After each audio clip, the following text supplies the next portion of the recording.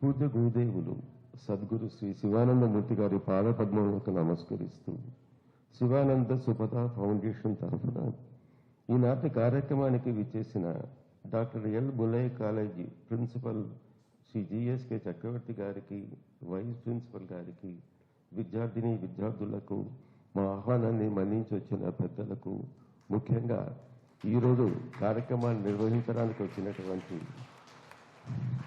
శ్రీ దాకా వారికి స్వాగతం పలుకుతున్నాను.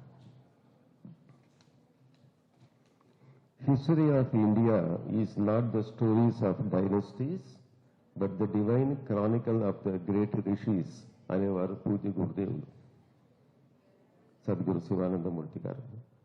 పూజ్య గురుదేవులకు భారతదేశం అంటే అచంచలమైన భక్తి, భారతీయ సంస్కృతి పట్ల అమితమైన ప్రేమ, దేశ క్షేమాన్ని, ప్రజా సంక్షేమాన్ని, సాంస్కృతిక వికాసాన్ని సంకల్పిస్తూ అనవరతము కృషి సల్పిన తత్వవేత్త, పూర్ణ యోగి వర్యులు, ఆధ్యాత్మిక శిఖరం సద్గురు శ్రీ శివానందమూర్తి గారు. భారతీయ సంస్కృతి, సాంస్కృతిక వారసత్వ వైభవాన్ని ప్రపంచం అంతటా చాటటానికి నిరంతరం కృషి చేశారు గురువు గారు. వారి కృషికి రూపకల్పనే శివానంద సుపథ ఫౌండేషన్. ఈనాటి కార్యక్రమానికి విచ్చేసిన ఆహుతులందరికీ శివానంద సుపథ ఫౌండేషన్ తరఫున స్వాగతం, సుస్వాగతం.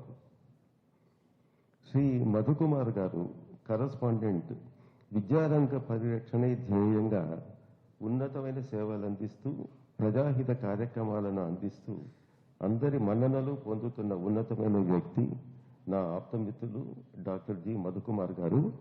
వారు ఈరోజు వేరే అపాయింట్మెంట్ ఉండడం వల్ల ఈ కార్యక్రమానికి రాలేకపోయారు. వారి తరఫున వారి కొలీగ్స్ ఈరోజు ప్రోగ్రాంలో పార్టిసిపేట్ చేస్తారు. నేను సభాపూర్వకంగా శివానంద సుపథ ఫౌండేషన్ తరఫున డాక్టర్ మధుకుమార్ గారికి కరస్పాండెంట్, అలాగే ప్రిన్సిపల్ శ్రీ జిఎస్కే చక్రవర్తి గారికి, అలాగే vice principal Shri RVH Srikanth గారికి, డీన్ శ్రీ రాజారావు గారికి, వీళ్ళ నలుగురికి తుది పలుకులలోనే కృతజ్ఞతాభివందనాలు తెలుపుకుంటున్నాను. అంటే ఇంత అంగరంగ వైభవమైనటువంటి హాలును మాకు సమకూర్చి వారు కూడా మాతో పాటు వారం రోజులు ఎంతో మాకు సహాయాన్ని అందించి ఈ సభను అందించారు. వారికి సభాపూర్వకంగా మా కృతజ్ఞత.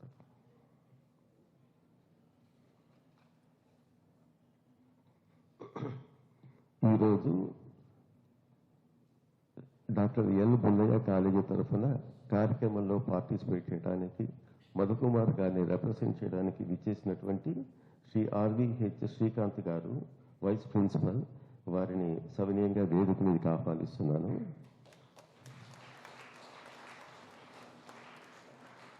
వారికి డాక్టర్ మూర్తి మాదిరాజు గారు పుష్పగుచ్చాన్ని అందిస్తారు.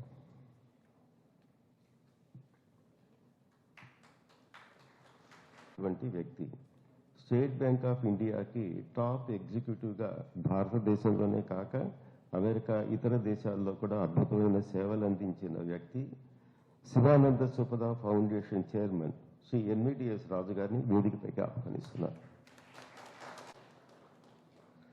వారికి శ్రీ ఎన్ సతీష్ గారు, జనరల్ మేనేజర్, హిందూ, వారిని పుష్పగుచ్చాన్ని అందించవలసిందిగా కోరుతున్నారు. 23 సంవత్సరాల ప్రాయంలోనే ఫ్రాన్స్లో పిహెచ్డి డాక్టరేట్ పొందినటువంటి ప్రతిభాశాలి, ఐఐటి చెన్నైలో, రీజనల్ ఇంజనీరింగ్ కాలేజ్ వరంగల్లో ప్రొఫెసర్గా సేవలు అందించిన విద్యావేత్త, నిరంతరం గురుగారి సాన్నిధ్యంలో వారి సేవలకు జీవితాన్ని అంకితం చేసిన భాగ్యశాలి ప్రొఫెసర్ రాఘవేంద్రన్ గారు, executive director Sivananda Supatha foundation. వారిని వేదికపైకి ఆహ్వానిస్తున్నారు.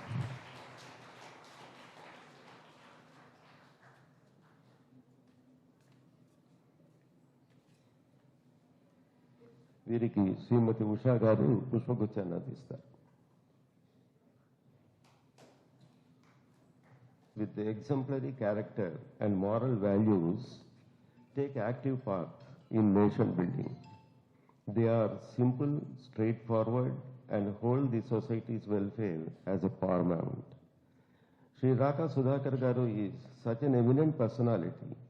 వీరు బహుముఖ ప్రజ్ఞాశాలి. పలు సంవత్సరాలుగా తెలుగు వారికి సుపరిచితులు. ప్రముఖ పాత్రికేయులు, సంపాదకులు, సంఘ సేవకులు, గొప్ప మానవతావాది, ముఖ్యంగా యువతకు స్ఫూర్తిదాత. ఈనాటి కార్యక్రమానికి ముఖ్య అతిథిగా విచ్చేసిన వారిని సవినీయంగా వేదికపైకి ఆహ్వానిస్తున్నాను. ప్రొఫెసర్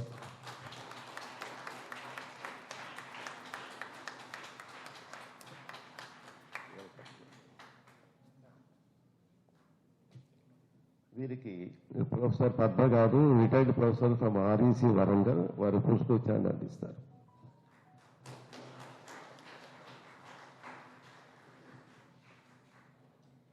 పుష్పోజ్వలన చేసి పూజ్య గురుదేవుల చిత్రపటానికి పుష్పాలు సమర్పించవలసిందిగా శ్రీ రాకా సుధాకర్ గారిని, వేదికపై ఉన్న ప్రముఖులను ఆహ్వానిస్తున్నారు.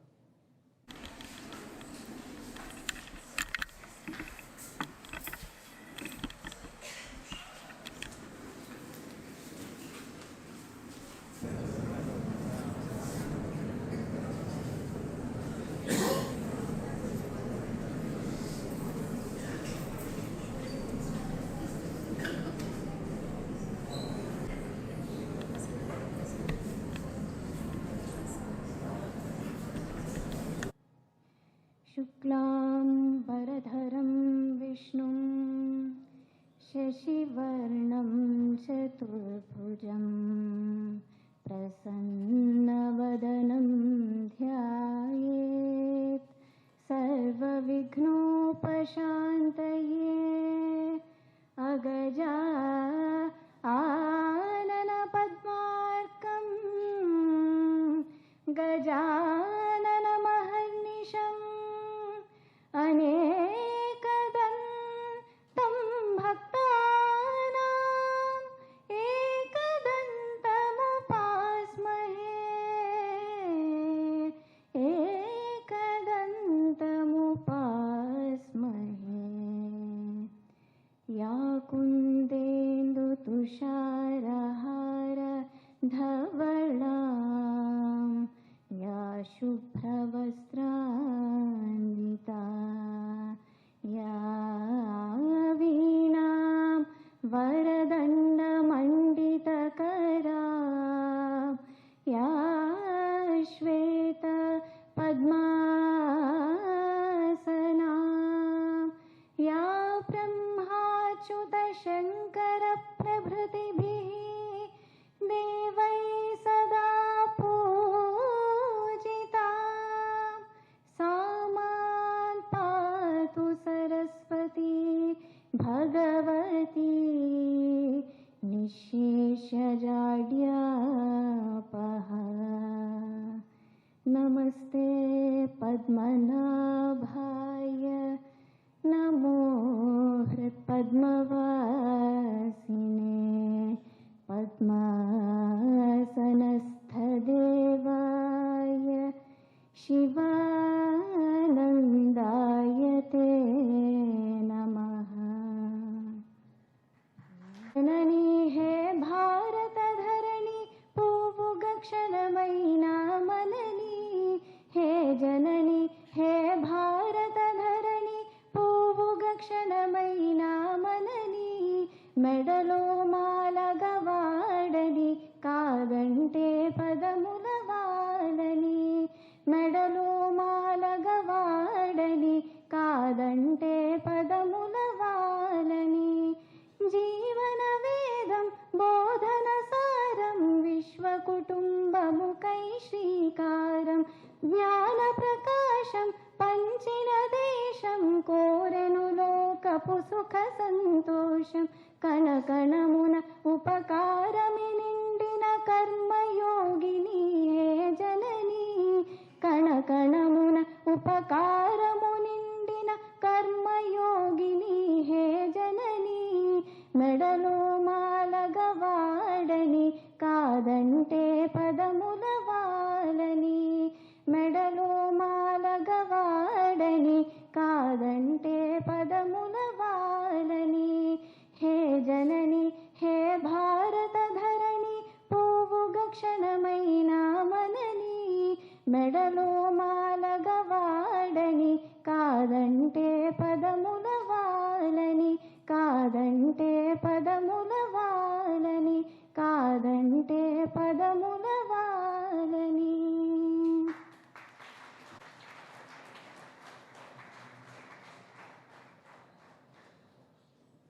శివానంద సుపద ఫౌండేషన్ చైర్మన్ శ్రీ ఎన్విడిఎస్ రాజు గారిని స్వాగత వచనాలు పలుకోవాల్సిందిగా కోరుతున్నారు. మహాగణాధిపతి నమః. జై హో భారత మాతాకి.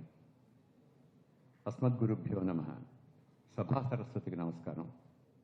వేదికను అలంకరించినటువంటి ఈనాటి సభాధ్యక్షుడు శ్రీ ఆర్ రాఘవేంద్రన్ గారికి, వైస్ ప్రిన్సిపాల్ శ్రీ శ్రీకాంత్ గారికి, ప్రిన్సిపాల్ గారికి, కరస్పాండెంట్ గారికి, ఈనాటి మన ముఖ్య అతిథి శ్రీ రాకా సుధాకర్ గారికి నమస్సులు. శివానంద సుపద ఫౌండేషన్ కార్యవర్గం తరపున అందరికీ స్వాగతం, సుస్వాగతం. సరిగ్గా 13 సంవత్సరాల క్రితం సద్గురువులు శ్రీ శివానందమూర్తి గారి యొక్క ఆలోచనలోంచి పుట్టిందే ఈ శివానంద సుపద ఫౌండేషన్. గురుదేవులు భారతీయత మీద, సనాతన ధర్మ యొక్క విలువల మీద వారి జీవితకాలం అంతా కూడా కృషి చేసి, దేశ సేవే దైవ సేవ, దేశ సేవ దేశం యొక్క సనాతన ధర్మాన్ని గౌరవిస్తే ఈశ్వరుడు అందరి జీవితాన్ని సుసంపన్నం చేస్తాడు అనేటటువంటి ప్రబోధాన్ని అందరికీ తెలియజేసి, ఈ సంస్థ యొక్క ముఖ్య ఉద్దేశంగా మాకు వారు ఇచ్చినటువంటి సందేశం ఏమిటంటే, one of the AIIMS of this foundation is to influence the current generation with values of సనాతన ధర్మ as applicable to modern life and make them responsible citizens of Bharat. ఈ నినాదంతో వారు మాకు దిశానిర్దేశం చేశారు. అందుకే ఇంతటి ఆహ్లాదకరమైన వాతావరణంలో ఈ బుల్లయ్య కాలేజీ ప్రాంగణంలో మీలాంటి ఉత్సాహవంతులైనటువంటి యువతులు,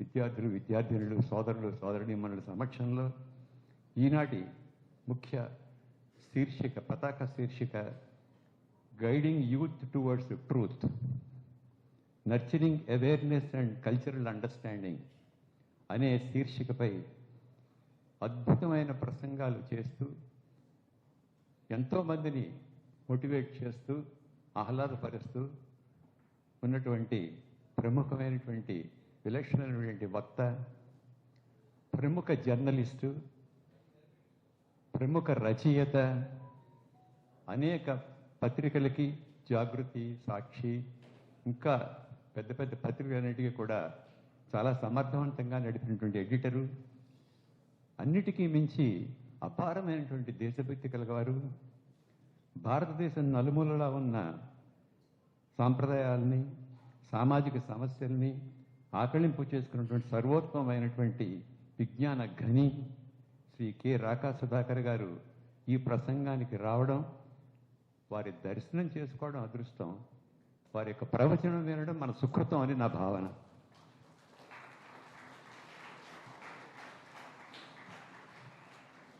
వారి గురించి చెప్పాలంటే చాలా చెప్పాలి. సమయాభావం వల్ల నేను ఎక్కువ టైం తీసుకోవడానికి ఇష్టపడక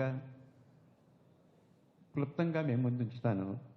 రాకా లోకం అనేటటువంటి యూట్యూబ్ ఛానల్ ద్వారా ఎంతోమందిని ప్రభావితం చేసి సుమారు 3.5 లక్షల మంది పైగా వారి ఫాలోవర్స్ యూట్యూబ్ ఛానల్స్లో ఉన్నారంటే వారి ప్రతిభని మీ ఆలోచనకే వదిలేస్తున్నాను. అంతేకాక అనేక సామాజిక, సాంఘిక, చారిత్రాత్మక, దేశ విషయాల్లో అనేక అంశాలపై యూట్యూబ్లో డిబేట్స్ ద్వారా, టీవీలో డిబేట్స్ ద్వారా, పత్రికల్లో డిబేట్స్ ద్వారా అనేక విశ్లేషణలు చేసి, సూచనలు చేసి, మార్గనిర్దేశం చేసినటువంటి విలక్షణమైన వక్త శ్రీ రాకా సుధాకర్ గారు. శివానంద సుపద ఫౌండేషన్ గురించి కూడా క్లుప్తంగా మేము ముందుంచుతాను. ఇది ఒక చారిటబుల్ ఆర్గనైజేషన్. అనేక సంవత్సరాల పాటు, దశాబ్దాల పాటు గురువు గారు చేసిన ప్రసంగాలు అవన్నీ కూడా ఒక వ్యక్తి జీవితంలో ప్రతి కోణం నుంచి కూడా అప్లికబుల్ అయ్యేటటువంటి ప్రసంగాలు, అవన్నిటినీ కూడా మేము పుస్తక రూపంలో ముద్రించి అందరికీ అందజేసే కార్యక్రమంలో శివానంద సుపద ఫౌండేషను చర్యలు తీసుకుంది. అలాగే ఆడియో వీడియో రూపంలో కూడా అనేకమైన ప్రసంగాలు తీసుకొచ్చాం. అది మా యొక్క కార్యక్రమంలో ఒక భాగం.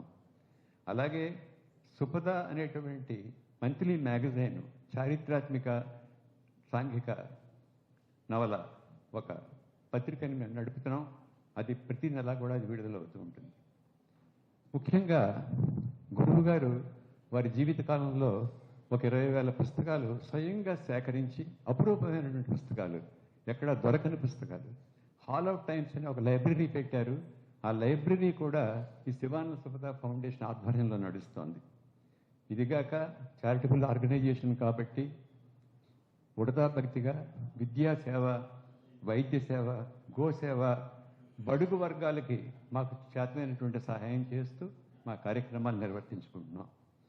భారతీయతని, ధర్మాన్ని సృజించేటటువంటి అనేక అంశాలపై ఎన్నో నేషనల్ అండ్ ఇంటర్నేషనల్ సెమినార్స్ నిర్వహించాం. ఈ ఇంటర్నేషనల్ సెమినార్స్, నేషనల్ సెమినార్స్లో భారతదేశంలో ఉన్నటువంటి ఆర్థిక వ్యవస్థ మీద, డిఫెన్స్ వ్యవస్థ మీద,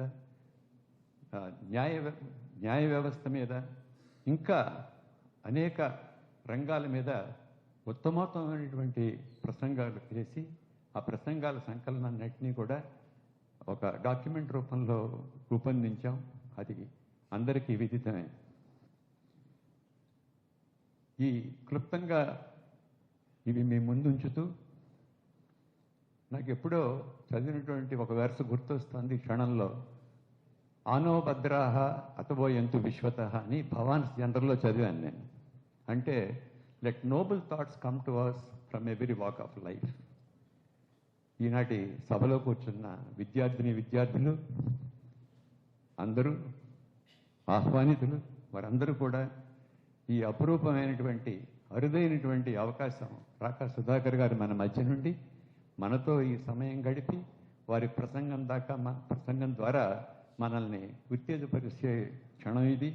ఆ ప్రసంగాన్ని నుంచి అందరూ మీరు వినాలని, విని లబ్ధి పొందాలని అని మా గురుదేవులు ఆశీర్వచన పూర్వకంగా మీకు ఇప్పుడో మీ జీవితంలో ఎప్పుడో దీని యొక్క ఫలితం, దీని యొక్క లబ్ధి మీకు ఉపయోగపడుతుందని గట్టిగా విశ్వసిస్తూ ఈ అవకాశం ఇచ్చిన మీ అందరికీ నమస్కరిస్తూ సెలవు తీసుకుంటున్నాను. ఇప్పుడు Bullayya college vice principal Shri RVH Srikanth గారిని వారి సందేశం ఇవ్వవలసిందిగా కోరుతున్నాను.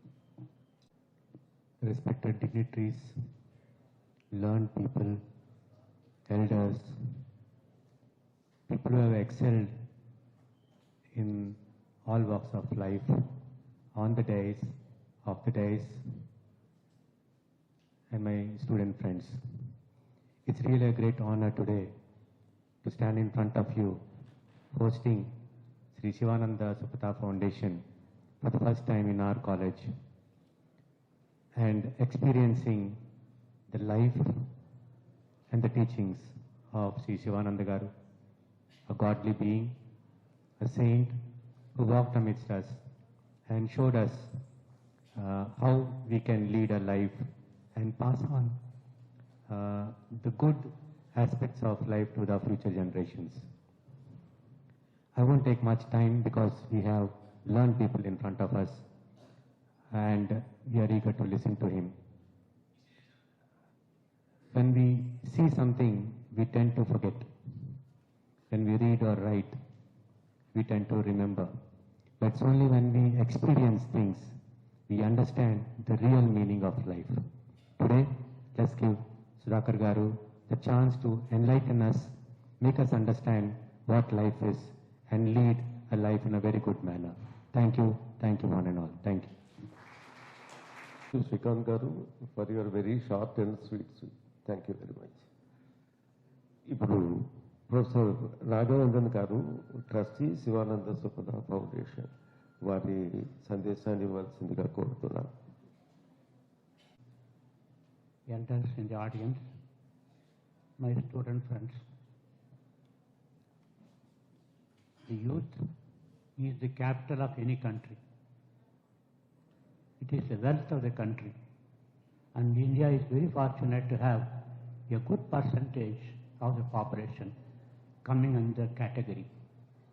It is mandatory as how we are going to use the wealth for our progress. And the progress is going to be there only when you have your own identity and preserve your culture and go forward. And to motivate you in this direction, we have one of the outstanding personalities, Mr. Sudhakar Rao, present here. He will do the job. You see, as an old man, I don't get good sleep. I get up very early. Between 4 and 5, I do some meditation. I take my coffee at 5. Immediately at 5:15, I tune to Raka Lokam and then hear him. And I am addicted to what he says, which is excellent, educative, inspiring, enlightening. So I also look forward to hearing him along with you. Thank you all.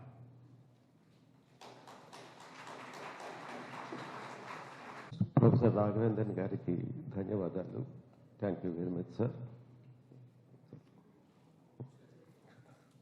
ఇప్పుడు ఈనాటి ముఖ్య అతిథి వక్త శ్రీ రాకా సుధాకర్ రావు గారిని పరిచయం చేయవలసిందిగా Shri N Satish, regional manager the Hindu, వారిని వేదికపైకి ఆహ్వానిస్తున్నారు. Good morning, all. I am very happy to introduce Raka Sudhakar Rao Garu. He is a social activist, journalist, public speaker, author, and translator. He left his research in plant physiology in 1983 to become an RSS pracharak. He worked in northeast of India for 12 years in Assam, Meghalaya, and Arunachal. He toured northeast extensively, worked among Bodo, Karbi, Amri Karbi, Lalung, Kashi, and other tribes. He was journalist for the past 28 years. He worked in Jagrati Weekly, Varta Weekly, Hindi Milap Daily, Deccan Chronicle, the New Indian Express, Sakshi TV, News X in various capacities.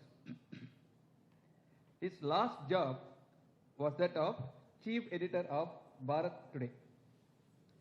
He taught media affairs as a guest faculty in Rachana College of Journalism, St. Francis College, and Sakshi College of Journalism.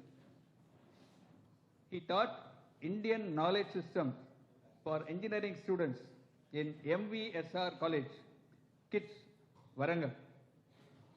He now runs Raka Lokam, a YouTube channel with 3.5 lakh subscribers and 40 lakhs monthly views. He has written 4 books: Assam Kadalu, Astaminchani Ravi, Ajnata Kashmir Files, and Adugaduguna Gudi Undi. He has translated 2 books, 6 Glorious Epochs of Indian History and Shivaji, from Swaraj to Suraj. He is a columnist, TV panelist, and radio commentator.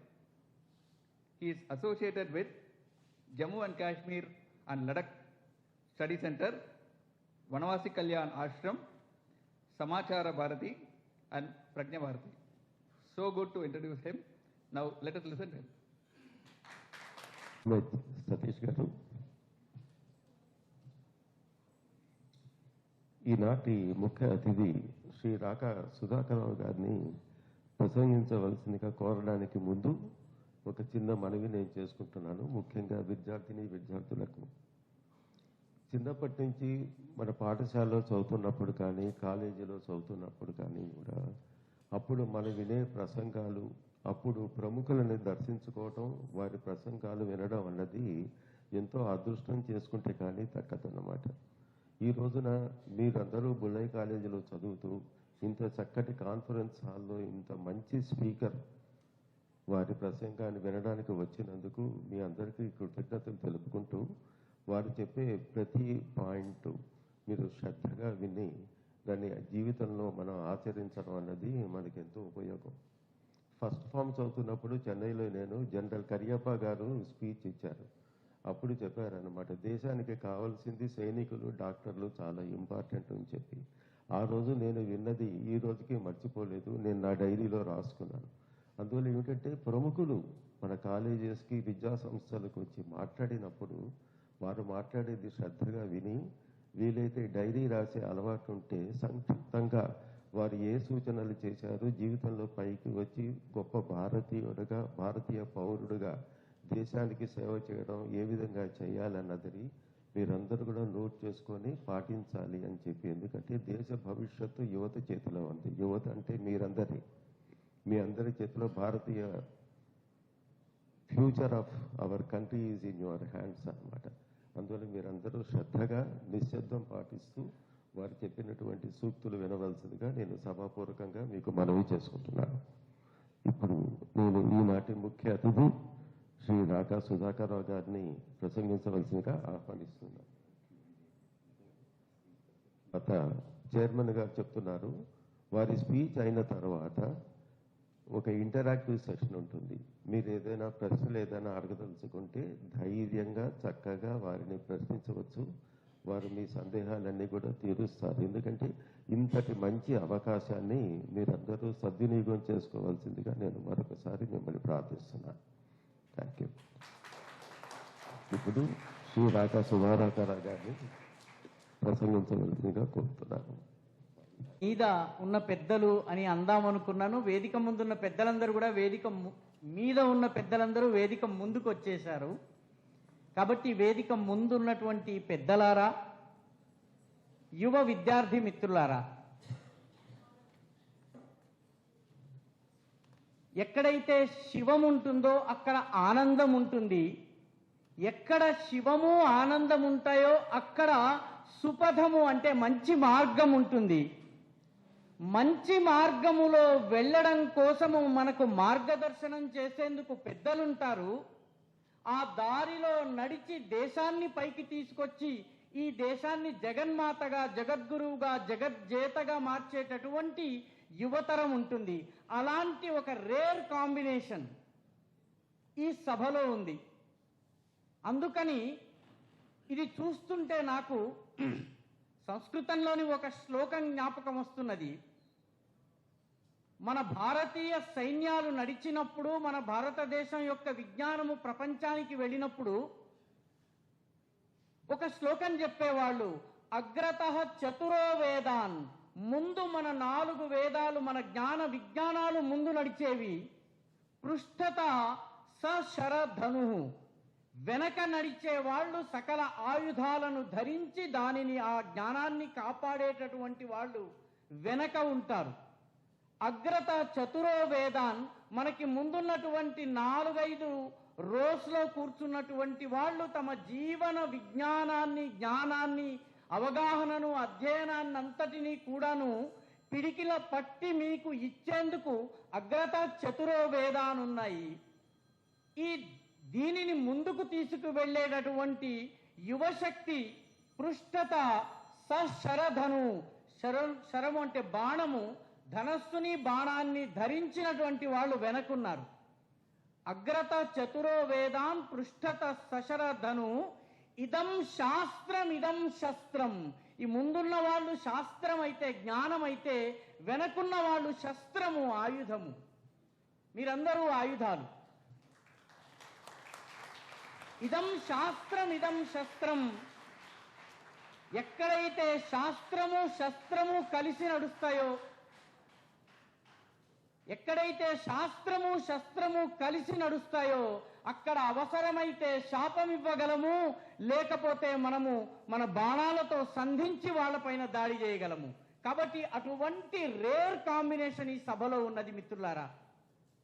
Sivananda Supatha foundation, ఈ విద్యా సంస్థ కలిసి ఏర్పాటు చేసినటువంటి ఈ కార్యక్రమంలో ఉన్నటువంటి విద్యార్థినులను చూస్తుంటే ఈ విద్యాలయాన్ని, ఈ విద్యా సంస్థను ప్రశంసించాలనిపిస్తున్నది. ఎందుకంటే విద్య అంటే కేవలము సిలబస్ కాదు, కేవలము పాఠ్యపుస్తకాలు, పరీక్షలు కావు. మన శాస్త్రము విద్య 4 పద్ధతుల్లో నేర్చుకోవచ్చు అని చెప్పిందండి. 4 పద్ధతుల్లో 25%, 25%, 25%, 25% కలిస్తేనే 100% విద్య అవుతుంది. మన పెద్దలు ఏం చెప్తారంటే, ఆచార్యుడు ఆచార్యాత్ పాదమాదత్తే, పాదము అంటే 25%. మీ టీచర్లు మీకు క్లాసులో, పాఠ్యపుస్తకాల్లో, టెక్స్ట్ బుక్లో, సిలబస్లో, ఎగ్జామ్స్లో చెప్పేది 25% మాత్రమే. ఆ 25% ఆచార్యాత్ పాదమాదత్తే, పాదం శిష్య స్వమేధయ, మీ యొక్క సొంత మేధస్సుతోటి 25% మీరు నేర్చుకుంటారు. మిగతా 25% ఎలా వస్తుంది? మీ బంధుమిత్రులతో మీరు జరిపేటటువంటి విద్యాపరమైనటువంటి చర్చల ద్వారా వస్తుంది, అధ్యయనాల ద్వారా వస్తుంది, ఇటువంటి సభల ద్వారా వస్తుంటుంది, ఇటువంటి ప్రసంగాల ద్వారా వస్తుంటుంది, చర్చల ద్వారా వస్తుంటుంది. కాబట్టి ఆచార్యాత్ పాదమాదత్తే, పాదం శిష్య స్వమేధయ, పాదం స బ్రహ్మచారిభ్య, తోటి విద్యార్థుల ద్వారా, విద్యార్థినుల మధ్య జరిగేటటువంటి ఇంటరాక్షన్ ద్వారా. మిగతా 25% ఎలా వస్తుంది? ఈ మిగతా 25% మన జీవన యాత్రలో మన అనుభవాల ద్వారా వస్తుంది. మనము నేర్చుకున్నది మన జీవన అనుభవాల ద్వారా మనము జీవితాంతము నేర్చుకుంటాము. కాబట్టి ఈ చిట్ట చివరి 25% ఏదైతే ఉందో దానిని పాదం కాలక్రమేణయా అన్నారు. కాలక్రమేణ మనం నేర్చుకుంటాం, ప్రతిరోజు జీవితం అంతా నేర్చుకుంటాం. కాబట్టి ఇటువంటి 4 రకాల 25%, 25%, 25%, 25% ఇస్తున్నటువంటి విద్యను ఇచ్చే ప్రయత్నం చేస్తున్నటువంటి ఈ విద్యా సంస్థని కూడా నేను అభినందిస్తున్నాను. ఇక్కడ ఉన్నటువంటి విద్యార్థులందరినీ కూడా ఈ కార్యక్రమంలో పాల్గొన్నందుకు అభినందిస్తున్నాను. మిత్రులారా, నేను 2 కోటల కథ చెప్తాను మీకు. ఒక కోట పేరు దేవగిరి. ఈ 2 కోటలు మహారాష్ట్రలోనే ఉన్నాయి. ఒక కోట పేరు దేవగిరి. ఈ దేవగిరి కోట ఔరంగాబాద్కి దగ్గరలో ఉంటుంది. ఈ దేవగిరి కోట అత్యంత దుర్భేద్యమైనటువంటి కోట. 200 అడుగుల ఎత్తైనటువంటి కొండ మీద, ఎక్కడానికి వీల్లేనటువంటి కొండ మీద ఈ కోట నిర్మాణమైంది. ఆ కోటలోకి వెళ్లే ముందు ఒక అగర్త ఉంటుంది. అగర్త అంటే లోతైనటువంటి ఇది, దానిలో నీళ్లుంటాయి. మీరు బాహుబలి సినిమాలో చూసి ఉంటారు. ఆ అగర్తని సినిమా హీరో ఎవరైతే ఉన్నారో తను గుర్రంతో దాటేసి కోట మీదకి వెళ్ళిపోతాడు. అటువంటి అగర్త ఉంటుంది. లోపల అడుగు పెట్టిన తరువాత అడుగడుగునా కూడాను ప్రమాదాలు ఉంటాయి. లోపలికి ప్రవేశించినటువంటి వాడు తప్పించుకోలేడు. భారత చరిత్రలోని most defensive and most powerful కోట అది. ఆ కోట పేరు దేవగిరి కోట. ఈ దేవగిరి కోట 1398వ సంవత్సరంలో దీని మీద దాడి జరిగిందండి. 1398, క్షమించాలి, 1298లో దాడి జరిగింది. ఈ దాడి జరిగినప్పుడు ఎలా దాడి జరిగింది చూడండి. అల్లావుద్దీన్ ఖిల్జీ తన యొక్క 50,000 మంది సైనికుల్ని తీసుకుని ఈ కోట మీద దాడి చేయడానికి ఢిల్లీ నుంచి బయలుదేరాడు. ఆయన సైన్యము ఊళ్ళు ఆక్రమించుకుంటూ వస్తోంది. ఈ కోటలో ఉన్నటువంటి రాజుగారు కొంత సైన్యాన్ని తన దగ్గర పెట్టి ఆయన ఏమన్నాడంటే, ఈ మిగతా సైన్యం ఏదైతే ఉందో ఈ సైన్యము మీ దగ్గర ఉన్నటువంటి ఆయుధాలు, మిగతా సామగ్రి అంతా తీసుకుని వెళ్ళి వరంగల్ జిల్లాలో ఉన్నటువంటి వరంగల్ కోట మీద దాడి చేయండి, అక్కడ ఉన్నటువంటి కాకతీయ రాజుల మీద దాడి చేయండి అని పంపించాడు. అటువైపు నుంచి అల్లావుద్దీన్ ఖిల్జీ సైన్యం వస్తోంది. ఈయన తన సైన్యంలోని 90% సైనికుల్ని వరంగల్ మీద దాడి చేయడానికి పంపించాడు. ఎందుకు? నా అంత డిఫెన్సివ్ కోట ఇంకొకటి లేదు. ఈ కోటని దాటి లోపలికి ఎవరు రాలేరు, వచ్చిన వాళ్ళెవరు బ్రతకరు. కాబట్టి నేను విజయం సాధించటం తథ్యము, కాబట్టి 10% సైనికులు ఉన్నా కూడా నేను గెలుస్తాను అనుకున్నాడు ఆ రాజు. ఆ రాజుగారి పేరు రామచంద్ర యాదవ్. ఆ రాజుగారు తర్వాత ఒక 10 కిలోమీటర్ల దూరం వరకు అల్లావుద్దీన్ ఖిల్జీ వచ్చేంత వరకు కూడా రాజుగారికి సమాచారం లేదు. ఆయన ఇంటెలిజెన్స్ డిపార్ట్మెంట్ పనిచేయలేదు. 10 కిలోమీటర్స్ దూరంలో దుమ్ము బాగా రేగుతోంది, ఏం జరుగుతోంది అని ఒక సైనికుడిని పంపిస్తే, ప్రభు దాదాపు 50-60 వేల మంది సైనికులు ఉన్నారు, వాళ్ళ దగ్గర పదునైనటువంటి ఆయుధాలు ఉన్నాయి, వాళ్ళు మనకి 10 కిలోమీటర్ల దూరంలో ఉన్నారు అన్నారు. అనగానే ఈ రాజుగారు కోట తలుపులు మూసేయండి, మనకి ఇంకా ప్రమాదం లేదు అన్నాడు. కోట తలుపులు మూసేయండి అన్న తరువాత రాజుగారు తన దగ్గర ఉన్నటువంటి సైనికులతోటి బురుజుల మీద ఫిరంగుల్ని అమర్చమన్నాడు. ఆ ఫిరంగుల్ని పైకి తీసుకు వెళ్ళాలన్నట్లయితే ఏనుగులు లేవు, ఎందుకంటే ఏనుగులన్నీ వరంగల్ మీద దాడి చేయడానికి వెళ్ళాయి. సరే, సైనికులు ఎలాగో మోసుకెళ్లారు. మోసుకెళ్ళిన తర్వాత మందుగుండును తీద్దామని చూస్తే వాన పడటంతో ఆ మొత్తము మందుగుండు తడిసిపోయింది. రాజుగారు చూసుకోలేదు. అన్నారు, పర్వాలేదు, యుద్ధం చేయకపోయినా శత్రువు రాలేడు కదా, మనది చాలా పవర్ఫుల్ కోట కదా, ఈ కోట తలుపులు మూసేశాం కదా, మనకి పర్వాలేదు, అన్నం వండుకుందాం, హాయిగా తిందాం, శత్రువు మనల్ని ఏమీ చేయలేదు. అప్పుడు ఒక భటుడు పరిగెత్తుకొచ్చాడు, మహారాజా మహారాజా, మన ఆహార ధాన్యాల కొట్టం ఏదైతే ఉందో ఆ కొట్టంలో పొరపాటున బియ్యానికి బదులు ఉప్పుని పెట్టారు మహారాజా, మనం ఉప్పుని తిని ఎన్ని రోజులు బ్రతకగలం మహారాజా అన్నాడు. కేవలం ఉప్పుని తిని ఎంతకాలం బ్రతుకుతాం? దాంతో ఆ రాజుగారు అల్లావుద్దీన్ ఖిల్జీ సైన్యము కోట దగ్గరికి రావడానికి ముందే తెల్లజెండా ఎగిరేశాడు. నేను సరెండర్ అయిపోతున్నాను. శత్రు దుర్భేద్యమైన కోట, 200 అడుగుల ఎత్తు మీద ఉన్నటువంటి కోట, మోస్ట్ పవర్ఫుల్ డిఫెన్సివ్ కోట, అద్భుతమైనటువంటి రాజు, ఆయన యుద్ధం చేయకుండా సరెండర్ అయ్యాడు. అవమానానికి ప్రతీకగా తన కుమార్తెనిచ్చి అల్లావుద్దీన్ ఖిల్జీకి వివాహం చేశాడు. ఇంకొక కోట కథ చెప్తాను మీకు. ఈ కోట కూడా మహారాష్ట్రలోనే ఉంది. ఈ కోట పేరు రామ్ సేజ్. ఇది కూడా 200 అడుగుల ఎత్తు మీద ఉన్నటువంటి కోట. రామ్ సేజ్ అనే పేరు ఎందుకు వచ్చింది? రాముల వారు దక్షిణాన భారతదేశం అంతా కూడాను అరణ్యవాసం చేయడానికి వచ్చినప్పుడు అక్కడ ఒక రాత్రి పడుకున్నారు. సేజ్ అంటే పడక అని అర్థము. మనందరం కూడా సాయిబాబాకి సేజ్ హారతి అని చేస్తాం కదండి. సేజ్ అంటే పడక. రాముడు ఇక్కడ పడుకున్నాడు కాబట్టి ఆ ఊరి పేరు, ఆ కోట పేరు రామ్ సేజ్.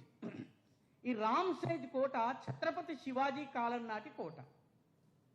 ఈ కోటని మొత్తం మొఘలులు వచ్చి చుట్టుముట్టారు. మొఘలులు చుట్టుముట్టేసరికి కోట తలుపులు మూసేశారు. ఇక్కడ అదే పరిస్థితి. అయితే మొఘలులు వస్తున్న సంగతి చాలా దూరం నుంచే, కొండ మీద నుంచే వీళ్ళు గమనించి కోట తలుపులు మూసేశారు. కోటలో ఎంతమంది ఉన్నారు? 600 మంది మాత్రమే ఉన్నారు. ఈ 600 మంది ఈ కోటని కాపాడుకోవాలి మనము అని చెప్పి వాళ్ళు 300 మంది కోట బురుజుల మీద నుంచి యుద్ధం చేస్తారు. 300 మంది ఈ కోటలోనే ఉన్నటువంటి మైదానంలో వ్యవసాయం చేస్తారు అని. వ్యవసాయం చేసి పంట పండిస్తాడు వాడు యుద్ధం చేసి శత్రువును ఆపుతాడు. ఈ ఆహారాన్ని ఇద్దరూ తింటారు. ఆ తర్వాత పైవాడు కిందకొస్తాడు, కిందవాడు పైకి వెళ్తాడు, కిందవాడు వ్యవసాయం చేస్తాడు, పైవాడు యుద్ధం చేస్తాడు. కేవలం 600 మంది. ఇది 1688వ సంవత్సరంలో జరిగిందండి. ఎన్ని రోజుల పాటు శత్రువుల్ని ఈ కోట ఆపిందో తెలుసునా అండి? ఇది వరల్డ్ రికార్డ్.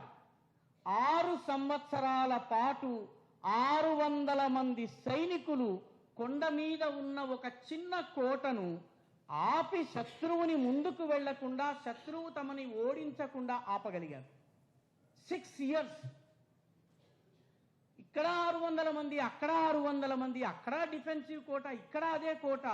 ఆ 600 మంది యుద్ధానికి ముందు ఎందుకు సరెండర్ అయ్యారు? ఈ 600 మంది 6 సంవత్సరాలు ఎందుకు ఆపారు? ఇది అర్థం చేసుకున్నట్లయితే మనము భారతీయులుగా ఏం చేయాలో అర్థం చేసుకోగలం మిత్రులారా. 6 సంవత్సరాలు ఆపిన తరువాత వీళ్ళు ఇంకా 6 సంవత్సరాల తర్వాత అవసరం లేదు, సైనికులు అలసిపోయి ఉన్నారు, మనం ఈ కోటని వదిలేసి వెళ్ళిపోదామని ఒక రహస్య మార్గం ద్వారా వెళ్ళిపోయారు. వెళ్ళిపోయిన తర్వాత ఆ కోటలోకి సైన్యం వచ్చింది.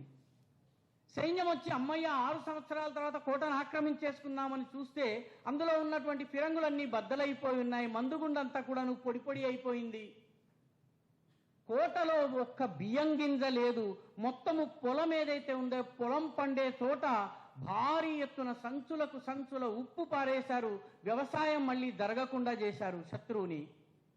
ఇంగ్లీష్లో దాన్ని స్కార్చ్డ్ అర్త్ పాలసీ అంటారు, అది మనకు అనవసరం. ఆ తరువాత ఆ కోటలో తాగుదామంటే నీళ్ళు ఏవైతే లభ్యమవుతాయో దానిలో విషం కలిపి వెళ్ళిపోయారు. 600 మంది 6 సంవత్సరాలు ఆపిన తరువాత మొఘలు సైన్యము 6 రోజులు ఆ కోటను హోల్డ్ చేయలేకపోయింది. ఎందుకు చేయలేకపోయింది? అక్కడ ఎందుకు విజయం సాధించారు? ఇక్కడ ఎందుకు పరాజయం పాలయ్యారు? దేవగిరిలో ఎందుకు ఓడిపోయారు? రామ్సేజ్లో ఎందుకు విజయం సాధించారు? ఒక జాతి తన క్యారెక్టర్, తన యొక్క స్వభావము, తన యొక్క లక్ష్యము, తన గమ్యము, నేనేం చెయ్యాలి, ఈ పోరాటం ద్వారా నేనేమి సాధించాలో ఎప్పుడైతే జాతి నిర్ణయించుకోగలుగుతుందో అప్పుడు జాతి విజయం సాధిస్తుంది. ఎప్పుడైతే లక్ష్య విహీనత ఉంటుందో, శత్రువు వస్తున్న సమయంలో నువ్వు వరంగల్ మీదకి నీ సైన్యాన్ని పంపుతావో, నీ బియ్యం బస్తాల్లో బియ్యముందా ఉప్పుందా చూసుకోవో, అప్పుడు నీ దేశం నాశనం అవుతుంది. 1971లో ఇదే విశాఖపట్నంలో సముద్ర తీరంలో గాజీ అని పాకిస్తాన్కి చెందినటువంటి జలాంతర్గామి వస్తే ఇక్కడి చేపలు పట్టే వాళ్ళు చేపలు పట్టే సమయంలో ఇక్కడేదో అనుమానాస్పదమైనటువంటి వస్తువు సంచరిస్తుందని సమాచారం ఇచ్చిన తరువాత ఇక్కడ ఉన్నటువంటి నేవల్ కమాండ్ వెతికి వెతికి పట్టి ఆ గాజీ జలాంతర్గామిని కుప్పకూల్చి సముద్రంలోనే దాన్ని జలసమాధి చేసింది. జాగరూకత ఉంటే అలాంటి విజయం సాధించగలము. జాగరూకత లేకపోతే కరాచీ నుంచి 10 మంది ఒక పడవలో బయలుదేరతారు. ఆ పడవ నెమ్మదిగా గుజరాత్లోని జఖావ్ దగ్గరకు వస్తుంది. జఖావ్ దగ్గర నుంచి పోర్బందర్ దాటుతుంది. పోర్బందర్ దాటిన తర్వాత నవంబర్ 26, 2008వ తారీఖున బొంబాయికి వస్తుంది. 92 గంటల పాటు పూర్తి బొంబాయిని తన గుప్పిట్లో పెట్టుకుంటుంది. ఆ 10 మంది ఉగ్రవాదులు పెట్టుకుంటారు. ముందస్తుగా మేల్కుంటే గాజీని మనము బద్దలగొట్టగలము. ఆదమరిచి ఉన్నట్టయితే బొంబాయి లాంటి ఆర్థిక రాజధాని పాదాక్రాంతం కావచ్చును. కాబట్టి మిత్రులారా, ఈ దేశంలో ఉన్న ప్రతి వ్యక్తి దేశం గురించి ఆలోచించాలి, సమాజం గురించి ఆలోచించాలి. ఈ దేశంలో నేను ఏ రకంగా ఈ దేశం కోసం పాటుపడగలను, నేను ఉద్యోగం చేస్తాను, విద్యను ఆర్జిస్తాను, వ్యాపారం చేస్తాను, విదేశాలకు వెళ్తాను, కానీ నా దేశం గురించి ఆలోచిస్తాను. ఇది నేను ఎలా చేయగలను?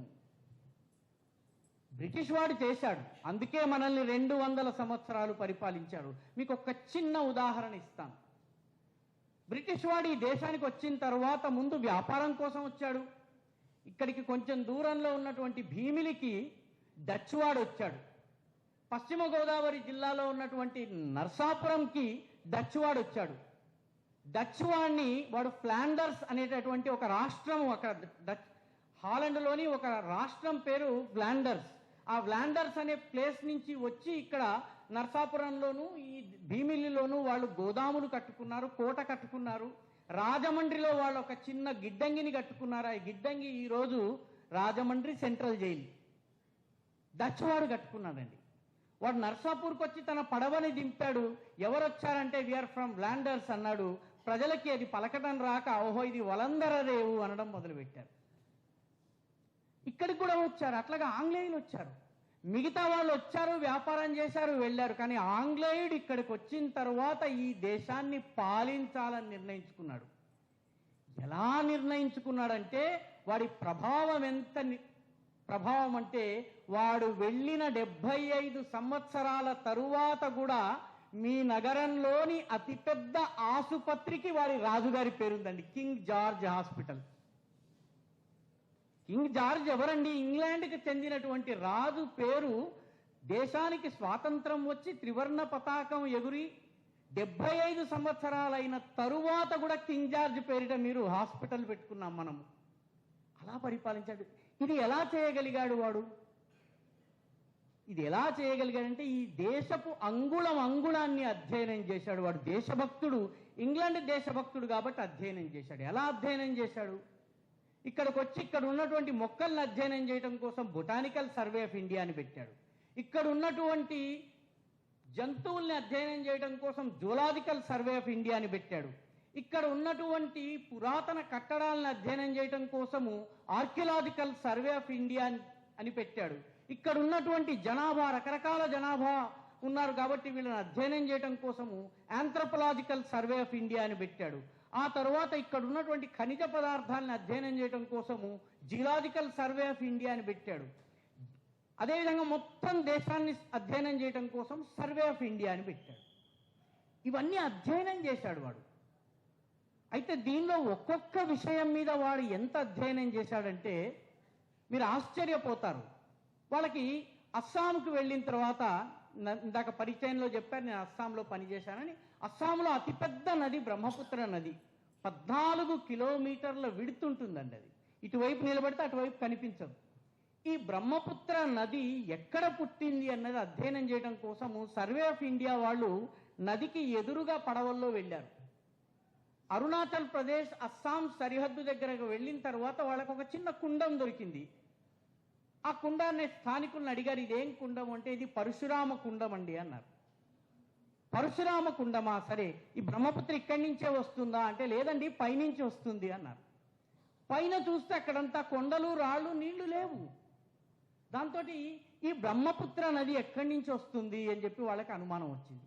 అప్పుడు వాళ్ళు అడవుల్లో తిరుగుతూ ఉంటే తూర్పుగోదావరి జిల్లాకి చెందినటువంటి ఒక స్వామి కనిపించారు. ఆయన పేరు ప్రణవానంద. మందపల్లి ప్రాంతంలో ఆయన ఆశ్రమం ఉందండి. శనీశ్వర దేవాలయం మనందరికీ తెలుసు మందపల్లిది. అక్కడ ఆయన ఆశ్రమం ఉంది. ఆయన చెప్పారు, లేదండి ఈ బ్రహ్మపుత్ర నది టిబెట్ నుంచి వస్తుంది అన్నాడు. ఎక్కడండి మాకు కనపడటం లేదు అన్నారు. లేదు లేదు ఇది టిబెట్ నుంచి వచ్చిన తర్వాత ఇలా తిరిగి వస్తుంది అని చెప్పి ఆ స్వామీజీ చెప్పారు.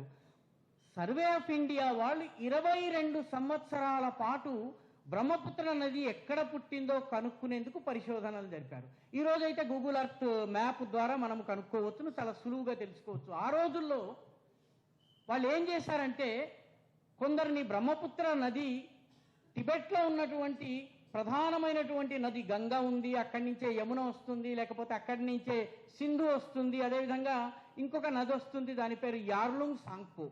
ఈ యార్లుంగ్ సాంగ్పో ఈ 4 నదుల్లో కూడా కొయ్యదుంగల్ని పారేయించారు. బ్రిటిష్ వాడు వెళ్తే టిబెటన్ను చంపేస్తున్నారు. దాంతో వాళ్ళు ఉత్తరాఖండ్కి చెందినటువంటి 2 వ్యక్తుల్ని ఎంపిక చేశారండి. ఒకరి పేరు నైన్ సింగ్, ఒకరి పేరు రూప్ సింగ్. మీరు సర్వే ఆఫ్ ఇండియా ఆఫీస్కి వెళ్ళినట్లయితే నైన్ సింగ్, రూప్ సింగ్ల ఫోటోలు ఈ రోజు కూడా మీకు లభ్యమవుతాయండి.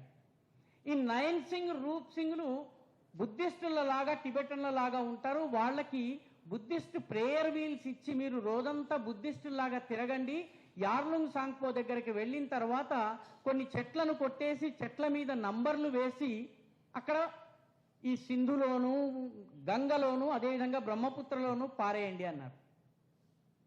పారేసిన తర్వాత ఆ యార్లుంగ్ సాంగ్పోకి చెందినటువంటి దారి గుండా ఈ చెక్కలు గనక వచ్చి, కొయ్యదుంగలు గనక వచ్చి మన బ్రహ్మపుత్రలో కనిపిస్తే Yarlung Tsangpo is the mother of Brahmaputra, Brahmaputra's origin is in Tibet, మనం కనుక్కోవచ్చు అని చెప్పి నైన్ సింగ్, రూప్ సింగ్లని పంపించి కొయ్యదుంగలు పారేశారు. పారేసిన తర్వాత ఈ బ్రహ్మపుత్రకి 2 వైపులా 22 అబ్జర్వేటరీలు పెట్టారండి. ఇదంతా 18th సెంచరీ విషయం. అబ్జర్వేటరీలో ముగ్గురికి డ్యూటీ ఇచ్చారండి. పొద్దున ఒకడు, మధ్యాహ్నం ఒకడు, రాత్రి మొత్తం ఒకడు, ఈ రకంగా 3 డ్యూటీ.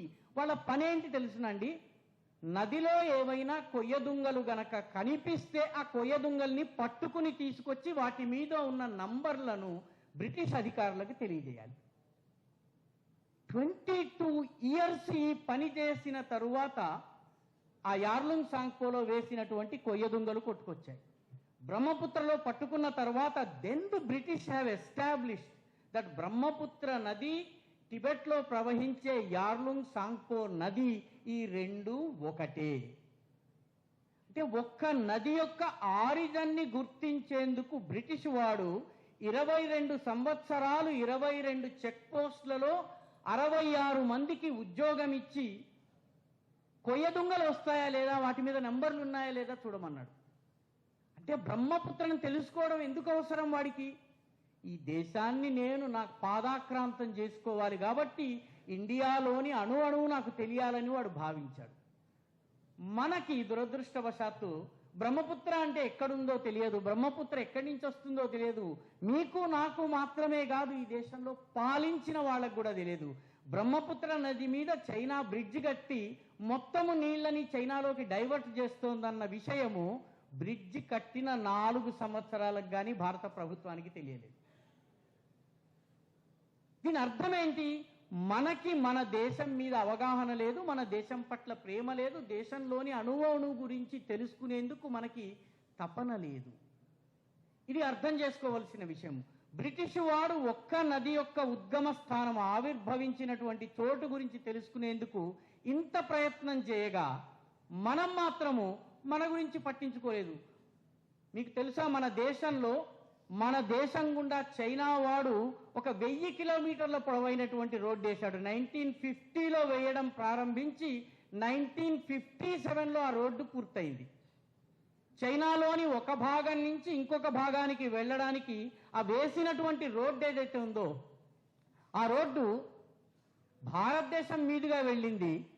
7 సంవత్సరాలు కట్టిన తరువాత ఇనాగరేషన్ చేస్తుంటే భారతదేశపు ప్రధానమంత్రి గారికి ప్రభుత్వానికి తెలిసేటప్పటికి పార్లమెంట్లో గొడవైంది.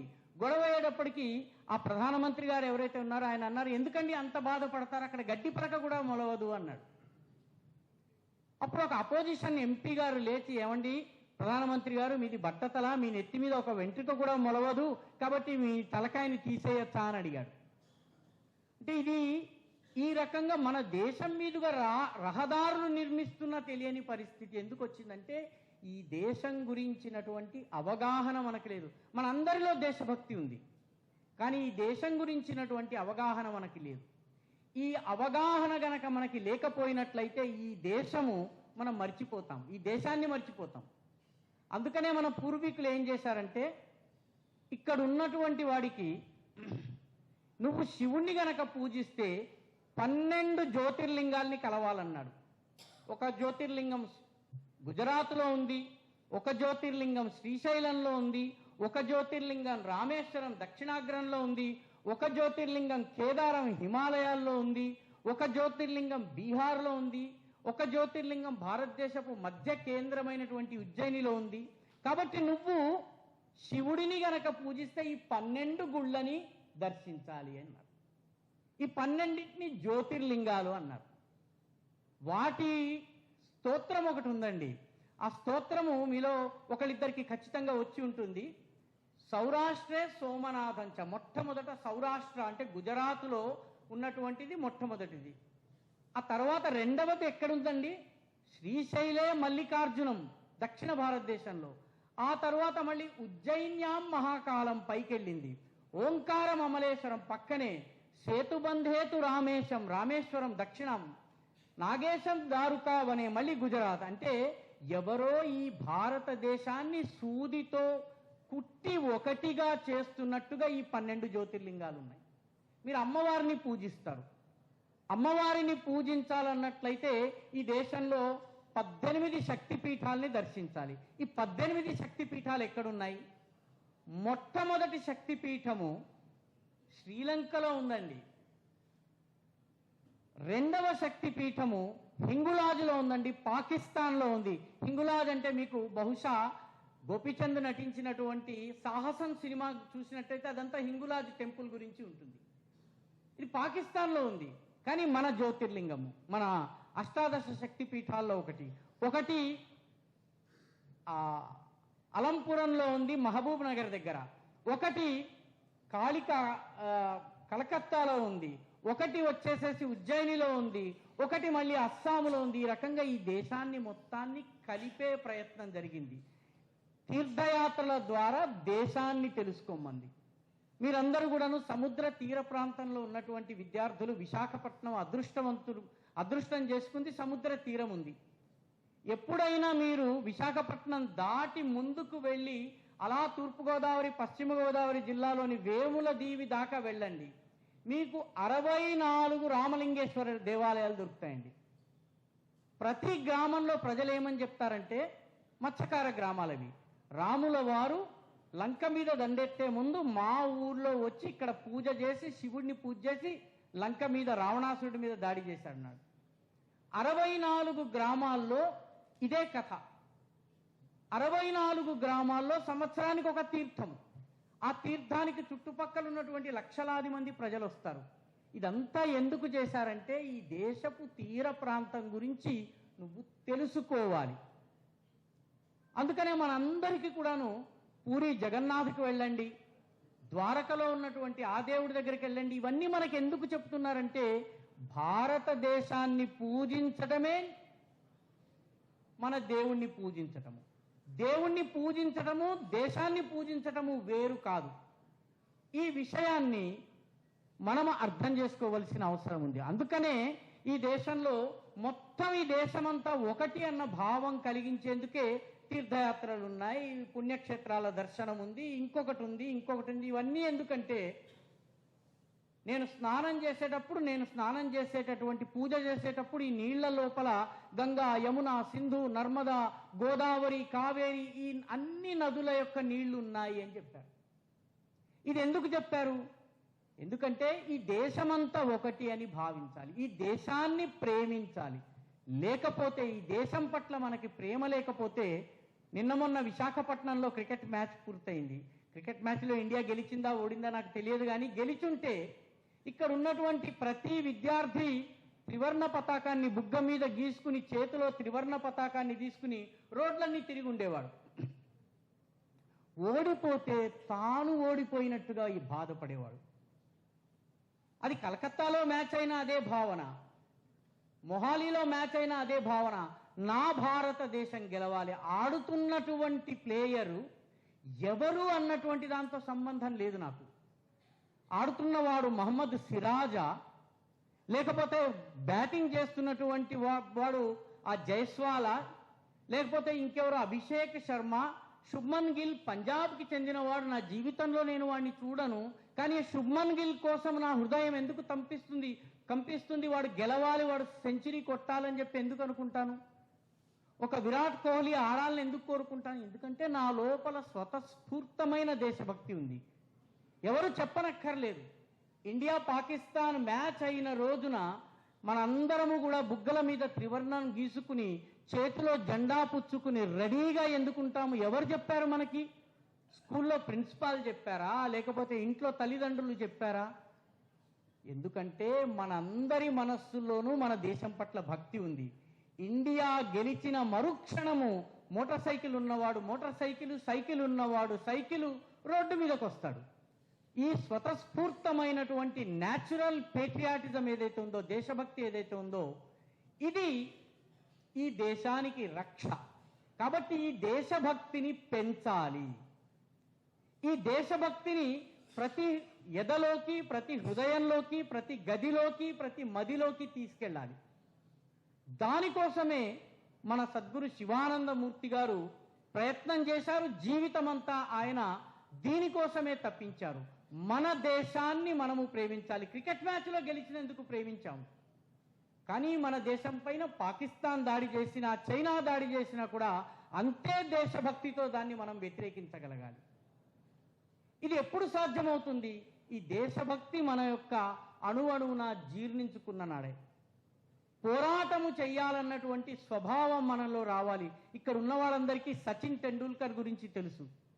సచిన్ టెండూల్కర్ టెస్టుల్లో ప్రవేశించినప్పుడు అతని వయసు ఎంతో తెలుసునండి, 15 సంవత్సరాలు. 15 సంవత్సరాల సచిన్ టెండూల్కర్ ఆడటానికి వెళ్ళింది పాకిస్తాన్లో. మొట్టమొదటి సిరీస్ పాకిస్తాన్లో ఆడటానికి వెళ్ళినప్పుడు అక్కడ పాకిస్తాన్లో అప్పుడు వసీం అక్రమ్, ఇమ్రాన్ ఖాన్ ఇటువంటి ఫాస్ట్ బౌలర్స్ ఉన్నారు. ఆ రోజున దేవర్ వరల్డ్ బీటర్స్. ప్రపంచంలో వాళ్ళంత గొప్ప బౌలర్స్ లేరు. వాళ్ళని ఎదుర్కోవడం ఎలాగో తెలియదు. ఇండియాకి 2 ఓపెనర్లు. ఒక ఓపెనర్ ఈ 15 ఏళ్ల కుర్రవాడు, అతని పేరు సచిన్ టెండూల్కర్. 2వ ఓపెనర్ నవజోత్ సింగ్ సిద్ధు. మనం కామెడీ షోల్లో చూస్తుంటాం ఈ మధ్య ఆయన్ని. ఈ నవజోత్ సింగ్ సిద్ధు ఈ ఫాస్ట్ బౌలింగ్ చూసి భయం వేసింది. టెండూల్కర్ని అతను పిలిచి, బాబు నువ్వు చాలా చిన్న పిల్లవాడివి, 15 ఏళ్ల వాడివి, ఓపెనింగ్ చేయడానికి వస్తున్నావేంటి? వాళ్ళేమో చాలా ఫాస్ట్ బౌలర్స్, బౌన్సర్స్ వేస్తారు, నువ్వు పొట్టివాడివి, పైగా నువ్వు ఎలా ఆడతావు అన్నాడు. సచిన్ టెండూల్కర్కి కొద్ది హిందీ వచ్చు, 10వ తరగతి 11వ తరగతి వరకు మాత్రమే చదువుకుని 10th పాస్ కాదని 10th ఫెయిల్ అతను కేవలం బ్రోకెన్ హిందీలో ఒక మాట చెప్పాడు. ఏమని చెప్పాడంటే మే ఖేలూంగా, నేను ఆడతాను అన్నాడు. సరే, వెళ్ళిన తర్వాత అక్కడ ఆయన మొట్టమొదటి ఓవర్ సిద్ధు ఆడాడు. ఒక బౌన్సర్ ఇక్కడి నుంచి వెళ్ళింది, ఒక బౌన్సర్ ఇక్కడి నుంచి వెళ్ళింది, ఒక బౌన్సర్ అక్కడ వెళ్ళింది, ఒక బాల్ ఇక్కడ తగిలింది, ఒక బాల్ నడుములో తగిలింది, ఒక బాల్ డొక్కలో తగిలింది, ఒక 3 దెబ్బలు 6 గాయాలతోటి సిద్ధు ఓవర్ని పూర్తి చేశాడు. రెండవ ఓవర్ సచిన్ ఆడాలి. సచిన్ దగ్గరకు వచ్చి, బాబు రిటైర్ హర్ట్ అయిపోయి నువ్వు వెళ్ళిపో, నిన్ను వాళ్ళు కొట్టి చంపేస్తారు, ఆ బౌలర్లను చూడు, ఒక్కొక్కడ 6 అడుగులు, నువ్వేమో 5 అడుగుల 2 అంగుళాల వాడివి, నువ్వేం ఫైట్ చేస్తావు? సచిన్ టెండూల్కర్ ఒకే జవాబు ఇచ్చాడు, మే ఖేలూంగా, నేను ఆడతాను. ఆ తరువాత మొట్టమొదటి బంతి వచ్చింది సచిన్ టెండూల్కర్ ఫస్ట్ బంతే వచ్చి అతని ఈ నుదుటి ప్రాంతానికి తగిలింది. హెల్మెట్ ఉంది, హెల్మెట్ ఉన్నప్పటికీ ఆ బాల్ ఇంపాక్ట్కి ముక్కులోంచి రక్తం కారడం మొదలైంది. First ball that he faced, ముక్కులోంచి రక్తం కారింది. రక్తం కారడమే కాదు, అతను కింద పడిపోయాడు. అసలు స్పృహలో ఉన్నాడో లేదో తెలియదు. మొత్తం ప్లేయర్లందరూ వచ్చి చుట్టూ మూగి చూస్తున్నారు. లేదు స్ట్రెచ్చర్ తీసుకుని రండి, తీసుకెళ్ళిపోదాం ఈ అబ్బాయిని, మొట్టమొదటి బంతికే ముక్కులోంచి రక్తం వచ్చింది, ఇతన్ని స్ట్రెచ్చర్ తీసుకొచ్చి రిటైర్డ్ హర్ట్ ప్రకటించి తీసుకెళ్దాం అన్నారు. అనేటప్పటికీ ఆ మూగినటువంటి ప్లేయర్ల మధ్యలోంచి ఒక చిన్న గొంతు చాలా పీలగా వినిపించింది, మే ఖేలూంగా, నేను ఆడతాను. ముక్కులో రక్తం కారుతున్నటువంటి వ్యక్తి ఆ రక్తాన్ని తుడుచుకున్నాడు. రెండవ బంతి ఫేస్ చేయడానికి సిద్ధమయ్యాడు. రెండవ బంతిని ఫేస్ చేయడానికి సిద్ధమైనప్పుడు రెండవసారి బౌన్సర్, మూడవసారి సచిన్ హుక్ కొట్టాడు. ఆ తరువాత సచిన్ టెండూల్కర్ వెనక్కి తిరిగి చూడలేదు. తరువాత బౌలింగ్ వేస్తున్నారు, చాలా వేగంగా వేస్తున్నారు, ఈ బంతి ఎక్కడ పడుతుందో నాకు తెలియడం లేదు అన్నాడు సిద్ధు. ఆ తరువాత సచిన్ మళ్ళీ వంతు వచ్చింది బ్యాటింగ్ చేయడానికి. మొట్టమొదటి బంతి 4, రెండవ బంతి 6, ఆ తరువాత బంతి 4. అరే నేను కొట్టలేకపోతున్నాను, నువ్వెలా కొట్టావయ్యా అని సచిన్ని సిద్ధు అడిగాట. ఇది సిద్ధు స్వయంగా చెప్పింది. సచిన్ అన్నట్ట, నువ్వు చెప్పావు కదా బంతి కింద పడ్డ తర్వాత కనపడటం లేదని, అందుకని నేను బంతి కింద పడకుండా ముందుకు వెళ్ళి కొట్టేశానని చెప్పాడు. ఫార్వర్డ్ వెళ్ళి అఫెన్సివ్ షాట్ కొట్టాను నేను. సో వ్యక్తిగత జీవితంలో మనము ముందుకు వెళ్ళి ఫైట్ చేసేటటువంటి స్వభావాన్ని డెవలప్ చేయాలి. ఎట్టి పరిస్థితుల్లోనూ మే ఖేలూంగా అన్నటువంటి భావన మనలో ఉండాలి. మిజోరాంకి చెందినటువంటి లాల్ రెమ్సియామి అనేటటువంటి ఒక 15 సంవత్సరాల క్రీడాకారిణి ఉంది. మీలో చాలామంది ఆమె పేరు విని ఉండరు. మహిళా హాకీ టీం. ఈ మహిళా హాకీ, మిజోరాంలో హాకీ గ్రౌండ్ లేదండి. కొండల్లోనే ఈ అమ్మాయి ఆడుతూ ఉండేది. తండ్రి కష్టపడి ఏదో కొంత ఆట నేర్పించాడు. ఆ తర్వాత పటియాలాకి వెళ్ళి నేర్చుకుంది పంజాబ్లో. ఇండియన్ టీంకి సెలెక్ట్ అయింది. ఈ అమ్మాయికి హిందీ రాదు, ఈ అమ్మాయికి తన మిజో భాష తప్ప వేరే భాష రాదు, ఇంగ్లీష్ కూడా రాదు. టోక్యోలో ఒలింపిక్ క్వాలిఫైయర్స్ అవుతున్నాయి. ఒలింపిక్ క్వాలిఫైయర్లోని చివరి మ్యాచ్ మిగిలింది. ఈ మ్యాచ్ తర్వాత ఇండియా క్వాలిఫై అవుతుంది. 5 ఏళ్ల క్రితం సంగతి. ఆ సమయంలో ఈ అమ్మాయికి టెలిగ్రామ్ వచ్చింది. టెలిగ్రామ్ కాదు, ఫోన్ ద్వారా వార్త వచ్చింది. టెలిగ్రామ్ ఈ రోజుల్లో లేదు, ఈ రోజుల్లో ఫోన్ ద్వారా వచ్చింది. నీ తండ్రి చనిపోయాడు, నీ ప్రియాతి ప్రియమైనటువంటి తండ్రి చనిపోయాడు, కడపటి చూపుల కోసము, చివరి చూపు కోసము రా అని చెప్పొచ్చింది. ఈ లాల్ రెమ్సియామి తన గదిలో కూర్చుని కంటికి మింటికి ఏకధారగా ఏడుస్తుంది. ఎందుకంటే తండ్రి అంటే ఆమెకు చాలా ప్రేమ. తండ్రి తాను తినకుండా ఈమెకి కోచింగ్ ఇప్పించాడు. అయితే మిత్రులందరూ వచ్చేసి, ఇదిగో నీకు ఫ్లైట్ టికెట్ ఏర్పాటు చేసేసాము, నువ్వు ఇండియాకి వెళ్ళిపో, అక్కడి నుంచి మిజోరాం ఐజాల్కి మేము ఫ్లైట్ బుక్ చేసేసాము, నువ్వు వెళ్తావు, ఇవాళ బయలుదేరినట్లయితే నువ్వు ఎల్లుండి పొద్దునకు చేరుకుంటావు, కంగారు లేదు, బయలుదేరు అని చెప్పి అందరూ భుజం తడుతున్నారు ఆ అమ్మాయిది. అమ్మాయి జవాబు చెప్పింది, మే ఖేలూంగి, నేను గనక ఇప్పుడు వెళ్ళినా కూడా నా తండ్రి అంతిమ దర్శనం నాకు లభించదు, ఎందుకంటే 3 రోజులు పడుతుంది. నేను ఆడి ఇండియాను క్వాలిఫై చేయించి ఇండియా హాకీ విమెన్స్ ఒలింపిక్స్కి క్వాలిఫై అయినట్టయితే నా తండ్రికి నేను నివాళినిచ్చిన దాన్ని అవుతానని చెప్పి ఆ అమ్మాయి ఆడింది, ఇండియా క్వాలిఫై అయ్యింది. కాబట్టి ఈ రకమైనటువంటి దేశభక్తి భావన, ఈ రకమైనటువంటి అగ్రెషన్ ఎప్పుడైతే ఈ దేశపు యువతలో ఉంటుందో అప్పుడు మనం ఈ దేశం ముందుకు వెళ్ళగలుగుతుంది. ఈ భావాల్ని మనలో బిల్డ్ చేసుకోవాలన్నట్లయితే మనము ఒక 4 పాయింట్ ఫార్ములాని పాటించాలి. హిందీలో ఉంది ఫార్ములా, చాలా సులువైనది, గుర్తుపెట్టుకోవడానికి కష్టం కాదు. కేవలం దేశభక్తి విషయమే కాదు, మన జీవితంలో కూడా ఇది పనికొస్తుంది. మొట్టమొదటిది పైర్ మే చక్కర్. పైర్ అంటే కాలు, చక్కర్ అంటే చక్రము. కాళ్లకు చక్రాలు ఉండాలి, నిత్యము పరిభ్రమిస్తూ ఉండాలి, తిరుగుతూ ఉండాలి, అధ్యయనం చేస్తూ ఉండాలి, అందరినీ కలుస్తూ ఉండాలి, మొత్తము అన్నీ నాదనుకుని అందరి దగ్గరికి వెళ్తూ ఉండాలి, యాక్టివ్ జీవితాన్ని గడపాలి. పైర్ మే చక్కర్. రెండవది మూహ్ మే షక్కర్. మూహ్ అంటే నోరు, షక్కర్ అంటే చక్కెర. నోటిలో చక్కెర ఉండాలి, నీ మాట తీపిగా ఉండాలి. తీపి అనేది నాలుక కొస నుంచి కాదు, హృదయము లోతుల్లోంచి రావాలి. నా దేశంలో ఉన్నటువంటి అందరూ నా వాళ్ళు అన్నటువంటి ప్రేమ ఉండాలి. పైర్ మే చక్కర్, మూహ్ మే షక్కర్, దిల్ మే ఆగ్.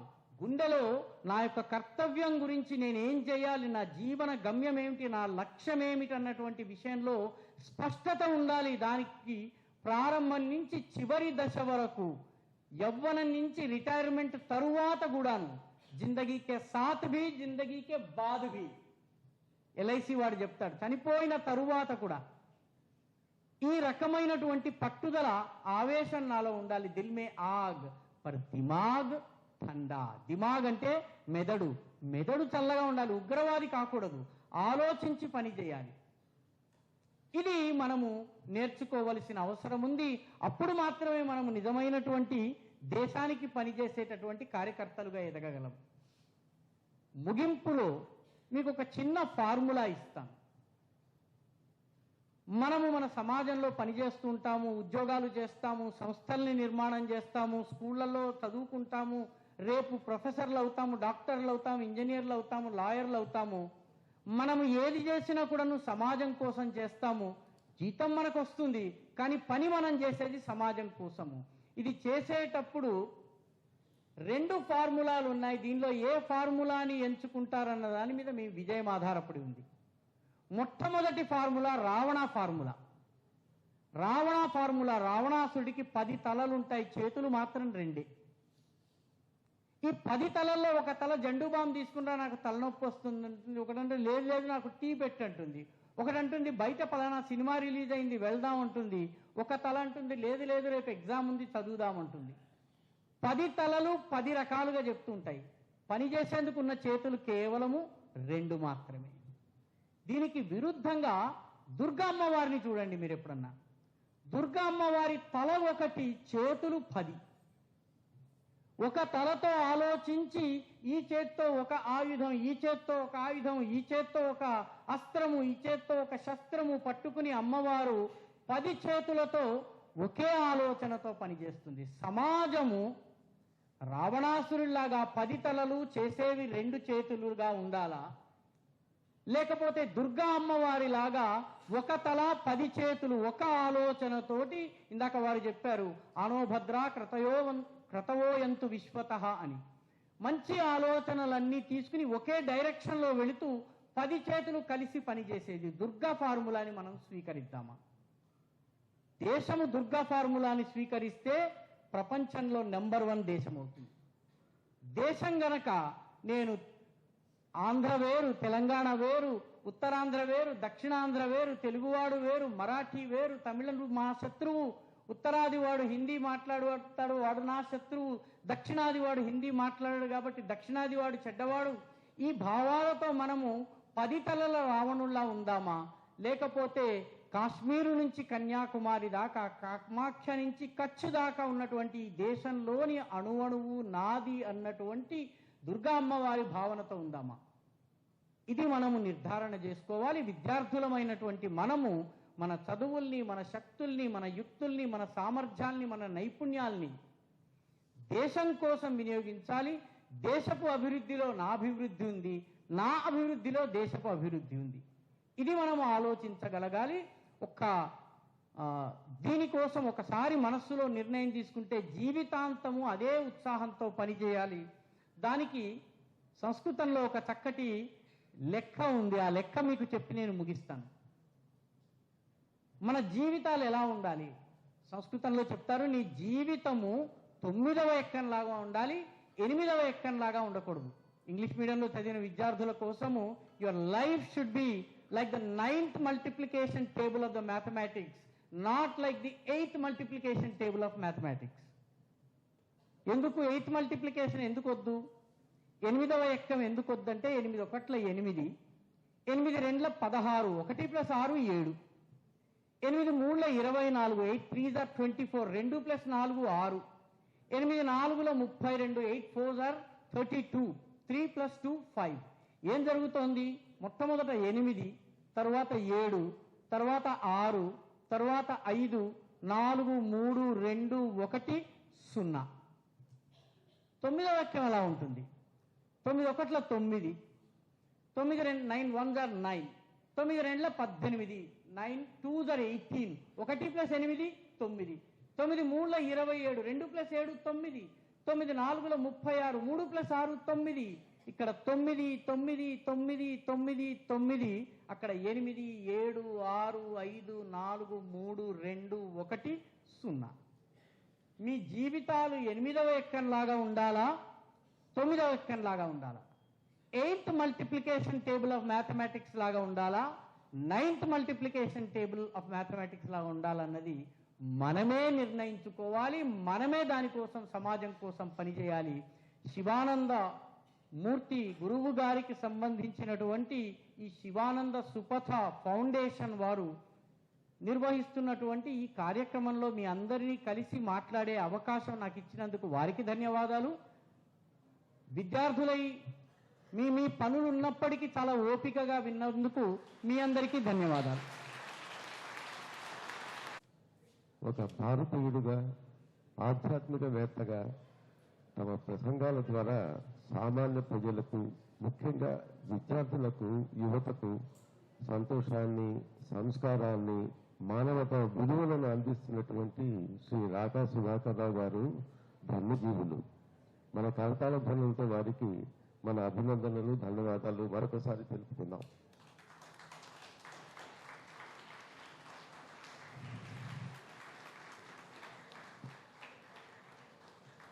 వారి ప్రసంగం ముందు విన్నవించుకున్నట్టుగా విద్యార్థులు అందరూ కూడా మీరు ఏవైనా సందేహాలు, ఇంకేమైనా క్లారిఫికేషన్స్ కానీ, లేకపోతే ఏదైనా ప్రశ్నలు కానీ ఉన్నట్లయితే వారిని కోరవలసిందిగా కోరుతున్నాను.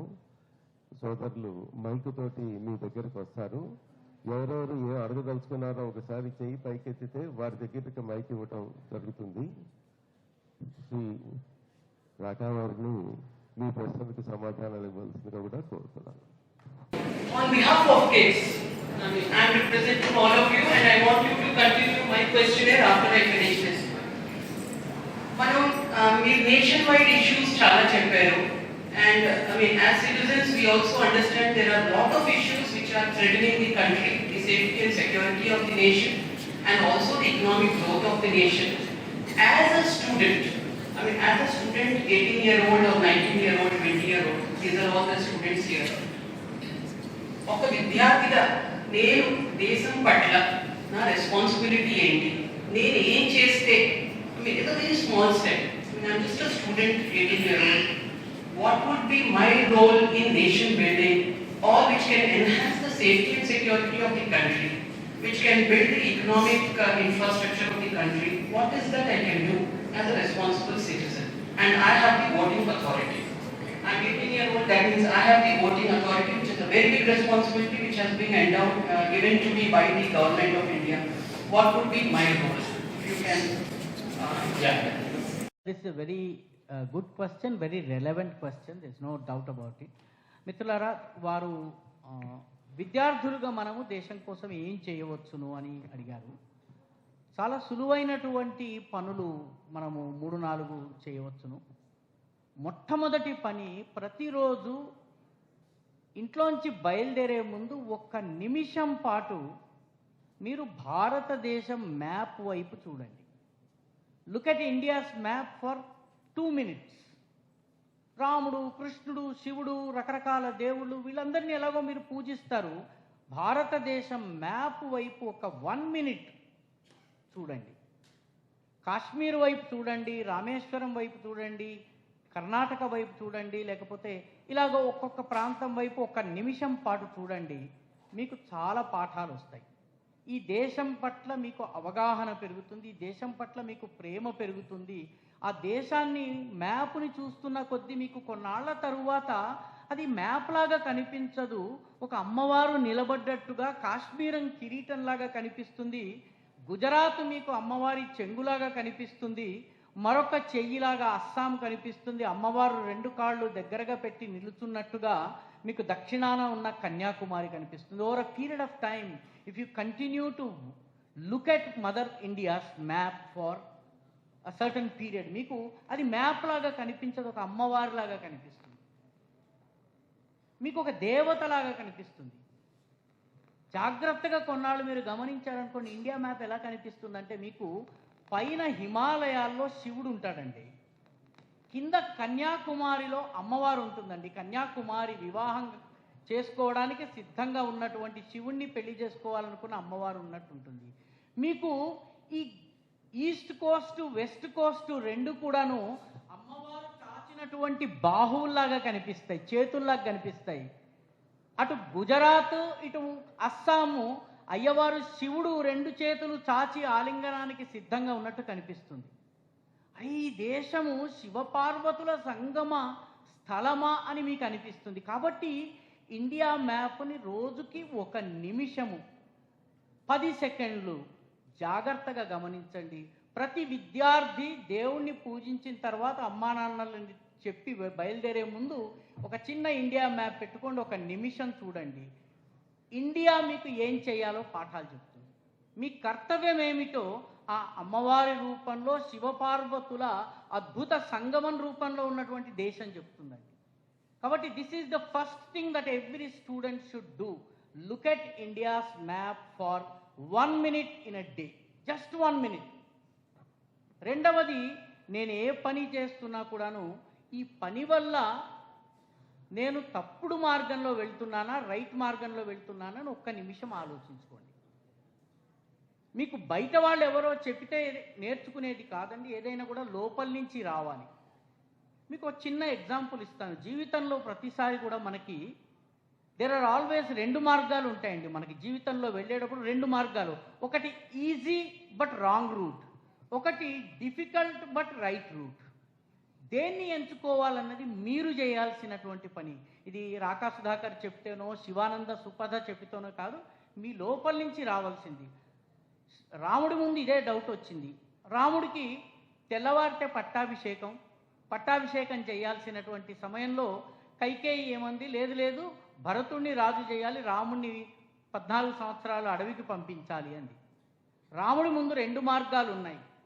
తన సైన్యంతో తన బాణంతో తండ్రిని చంపేసేసి, ఔరంగజేబు అదే చేశాడు, తమ్ముళ్ళని చంపేసేసి మొత్తం రాజ్యాన్ని ఆక్రమించేసుకుని తనే అయోధ్య రాజు కావచ్చు. 2వ మార్గం నాన్నగారు చెప్పారు కాబట్టి నేను అడవులకు వెళ్తాను, తెల్లారితే రాజు కావాల్సిన వాడిని.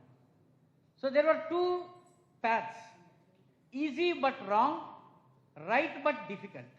రాముడు రైట్ బట్ డిఫికల్ట్ని ఎంచుకున్నాడు. సీతమ్మ వారిని రావణాసురుడు ఎత్తుకుపోయిన తర్వాత ఆమె లంకలో ఉందని తెలిసిన తర్వాత రాముడి ముందు 2 paths ఉన్నాయి. ఒకటి అయోధ్యలో ఉన్నటువంటి భరతుణ్ణి, ఆ రాజుని ఈ రాజుని just please come support me, అందరూ రండి మీ సైన్యాలతో అని పిలవచ్చును. Easy but wrong route. ఈ choose the difficult but right route. ఈ వానరులు, ఈ గిరిజనులు, ఈ భల్లూకాలు, ఈ తోడేళ్లు, లేకపోతే ఈ ఎలుగుబంట్లు, వీటితో సైన్యాన్ని తయారు చేసి వనవాసులు, వానరులు, నరుల సైన్యంతో వెళ్ళి రావణాసురుడిని ఓడించాడు. Difficult but right. లంకను గెలిచిన తర్వాత లక్ష్మణుడు అన్నాడు, ఆహా ఇంత మంచి లంక, స్వర్ణమయీ లంక, దీనిలో మనం ఉండిపోదాం అన్నయ్య, ఎందుకు అయోధ్య భరతుడు ఉంచుకుంటాడు, మనం లంకలో ఉందామన్నాడు. రాముడి ముందు మళ్ళీ 2 రూట్స్ ఉన్నాయి. ఈజీ బట్ రాంగ్ రూట్, లంక మీద రాజైపోవడం. కానీ రాముడు ఎంచుకున్న మార్గం ఏంటి? Difficult but right. లేదు లేదు తమ్ముడా, ఇక్కడ మనము విభీషణుని రాజు చేద్దాము, మనం మన అయోధ్యకి వెళ్దాం. అయోధ్యలో రాజు అవుతామా కాదా మనకి తెలియదు, but we will choose the right but difficult route. విద్యార్థి చేయవలసిన పని ఏంటంటే రాంగ్ బట్ ఈజీ మార్గాన్ని ఎంచుకోవాలా, రైట్ బట్ డిఫికల్ట్ మార్గాన్ని ఎంచుకోవాలన్నటువంటి పరీక్ష జీవితం అంతా మన ముందు వస్తుంది. రైట్ బట్ డిఫికల్ట్ రూట్ని ఎంచుకోగలిగిన వాడు జీవితంలో సఫలుడవుతాడు. రాంగ్ బట్ ఈజీ రూట్ని ఎంచుకున్నవాడు ఏసీబీ రైడ్లలో పట్టుబడతాడు, లేకపోతే ప్రస్తుతం లిక్కర్ స్కామ్లోనో తిరుపతి లడ్డూ స్కామ్లోనో ఏమయ్యాడో అదవుతాడు. కాబట్టి మనము ఏది ఎంచుకోవాలి అన్నది మన మీద ఆధారపడింది. విద్యార్థులుగా మనము ఈ రెండు విషయాలు, వ్యక్తిగత జీవితంలో రైట్ బట్ డిఫికల్ట్ రూట్ని ఎంచుకుందామా, డిఫికల్ట్ బట్ రైట్ రూట్. రెండవది, భారతదేశం మ్యాప్ని రోజు 1 నిమిషం పాటు దర్శించి ఆ దేశంలో దాగున్నటువంటి దేవతామూర్తిని దర్శించగలమా. ఇది రెండు చేస్తే మిగతా అన్నీ కూడాను they're all small things, we will achieve all those things. Very happy to be here. మీ లెక్చర్ వినడం ఎంతో అదృష్టంగా భావిస్తున్నాము. Again another question on behalf of all of you. అమ్మ అంటే మన ఇంట్లో ఉంటుంది, నలుగురు మధ్యలో ఉంటుంది. ఒక దేశం అమ్మ ఎలా కాగలదు? How do the youngsters relate to that? దేశాన్ని తల్లిగా ఎలా భావించాలి, అసలు ఎలాగా మనకి ఆ స్ఫురణ వస్తుంది అన్నది వారు అడిగినటువంటి ప్రశ్న. ఈ దేశంలో ఉన్నటువంటి పిల్లలకి అది ఎలా వస్తుందో తెలియదండి. మీరు పొద్దునే కబడ్డీ ఆడాలని వెళ్తున్నారనుకోండి, కబడ్డీ ఆడాలని వెళ్ళేటప్పుడు అప్రయత్నంగా నేలకి దండం పెడతారు. ఎందుకు దండం పెడతారు మీకు తెలియదు. You cannot explain why you are doing it. Cricket గ్రౌండ్లోకి వెళ్ళేటప్పుడు భారతదేశపు క్రీడాకారుడు, వాడు సచిన్ అయినా విరాట్ అయినా ఇంకొకడైనా, వాడు ఆ గ్రౌండ్కి దండం పెట్టుకుని లోపలికి వెళ్తాడు. రైతు పొలాన్ని పూజ చేసే పొలంలో పని మొదలుపెట్టే ముందు అక్కడ ఆ పొలంలో వెళ్ళి పొలంలో కాస్త పసుపు కుంకుమ అది వేసి ఒక దీపాన్ని వెలిగించి ఇలా ఇలా ఇలా అనిపించి ఆ తర్వాత నాగలి దున్నుతాడు. ఎవరు చెప్పారు రైతుకి నువ్వు దున్నడమే కదా, ఎందుకు ఈ పొలం ఇది చేస్తున్నావు? ఇల్లు కట్టే ముందు మనకి తెలియకుండానే మనం అందరము ముందు ఒక చిన్నగా గొయ్యి తవ్వుతాం. గొయ్యి తవ్వే ముందు అక్కడ ఒక కొబ్బరికాయ కొడతాము, దానికి దండం పెడతాము. దండం పెట్టిన తర్వాత అక్కడ స్తంభాన్ని మొట్టమొదటి పునాది ఇటుక రాయిని వేస్తాం మనం. ఇది ఎవరు చెప్పారు ఈ దేశంలో? ఎవరు చెప్పలేదు. ఈ వ్యక్తిని అమ్మ అని మనకు ఎవరు చెప్పారు? అమ్మ అని పిలవమని చెప్పారు కొందరు, అమ్మని మమ్మీ అని పిలవమని చెప్పారు కొందరు. కానీ అమ్మని గుర్తించటం అనేది పిల్లవాడికి ఎవరు నేర్పారు?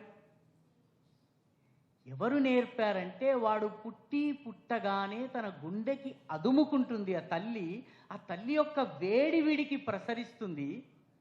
ఆ తల్లి శరీరపు వేడి ఈ పిల్లవాడికి వేడిని, చలికాలంలో వెచ్చదనాన్ని ఇస్తుంది. ఆ వెచ్చదనం వాడికి పరిచయం అవుతుంది. ఎవ్వడు చెప్పనక్కర్లే ఇది తల్లి అని. అందుకనే మనము వేరే వ్యక్తుల్ని కూడాను, ఫ్రెండ్స్ని కూడాను బ్రో అని చెప్పి కౌగిలించుకుంటాము. లేకపోతే ఎవరన్నా ఫ్రెండ్స్ కలిస్తే ఈ రోజుల్లో షోల్డర్స్ కలపడం ఇవన్నీ అవుతున్నాయి. దానిలో కలగనటువంటి భావం ఏదో అమ్మ పాదాలను మొక్కినప్పుడో, ఛాతీకి అమ్మ యొక్క ఛాతీ దగ్గర అమ్మ వక్షస్థలంలో తలపెట్టి మనం ఏడ్చినప్పుడో, లేకపోతే గారాబం చేసినప్పుడు ఏదో ఒక తెలియనటువంటి భావం కలుగుతుంది. ఆ స్పర్శ ఇంకెక్కడ రాదు, దాన్ని ఎవ్వడూ నేర్పించడు. కాబట్టి ఈ దేశాన్ని తల్లిగా భావించడం అనేది మనకి తెలియకుండానే వచ్చినటువంటి గుణము. ఇది వేదకాలంలో కూడా మన శాస్త్రాల్లో ఏం చెప్పారంటే మాతా భూమి పుత్రోహం పృథివ్యాం అన్నారు. మాతా భూమి, ఈ భూమి నా తల్లి. పుత్రోహం, నేను పుత్రుడను. పృథివ్యాం, ఈ పృథివీ యొక్క పుత్రుడను అన్న భావం కలిగిందనమాట. కాబట్టి ఈ తల్లి అన్నటువంటి భావన, నీకు ఏది నచ్చితే అది తల్లి అండి. మన దేశంలో తులసి చెట్టుని తులసి అనము, మనము తులసమ్మ అంటాం. గంగా నదిని మనము గంగమ్మ అంటాము. మనం ఏదో ఒక అమ్మవారి గుడికి వెళ్ళినప్పుడు ఆమె పైడి తల్లమ్మ, లేకపోతే మోదకొండమ్మ, అమ్మ అంటాం తప్పితే ఇంకా వేరే పేరు రాదు. ఈ దేశంలో ఎవరన్నా మనకి కాస్త ఆకలేస్తే అన్నం పెడితే అమ్మలాగా అన్నం పెట్టావమ్మా అంటాం.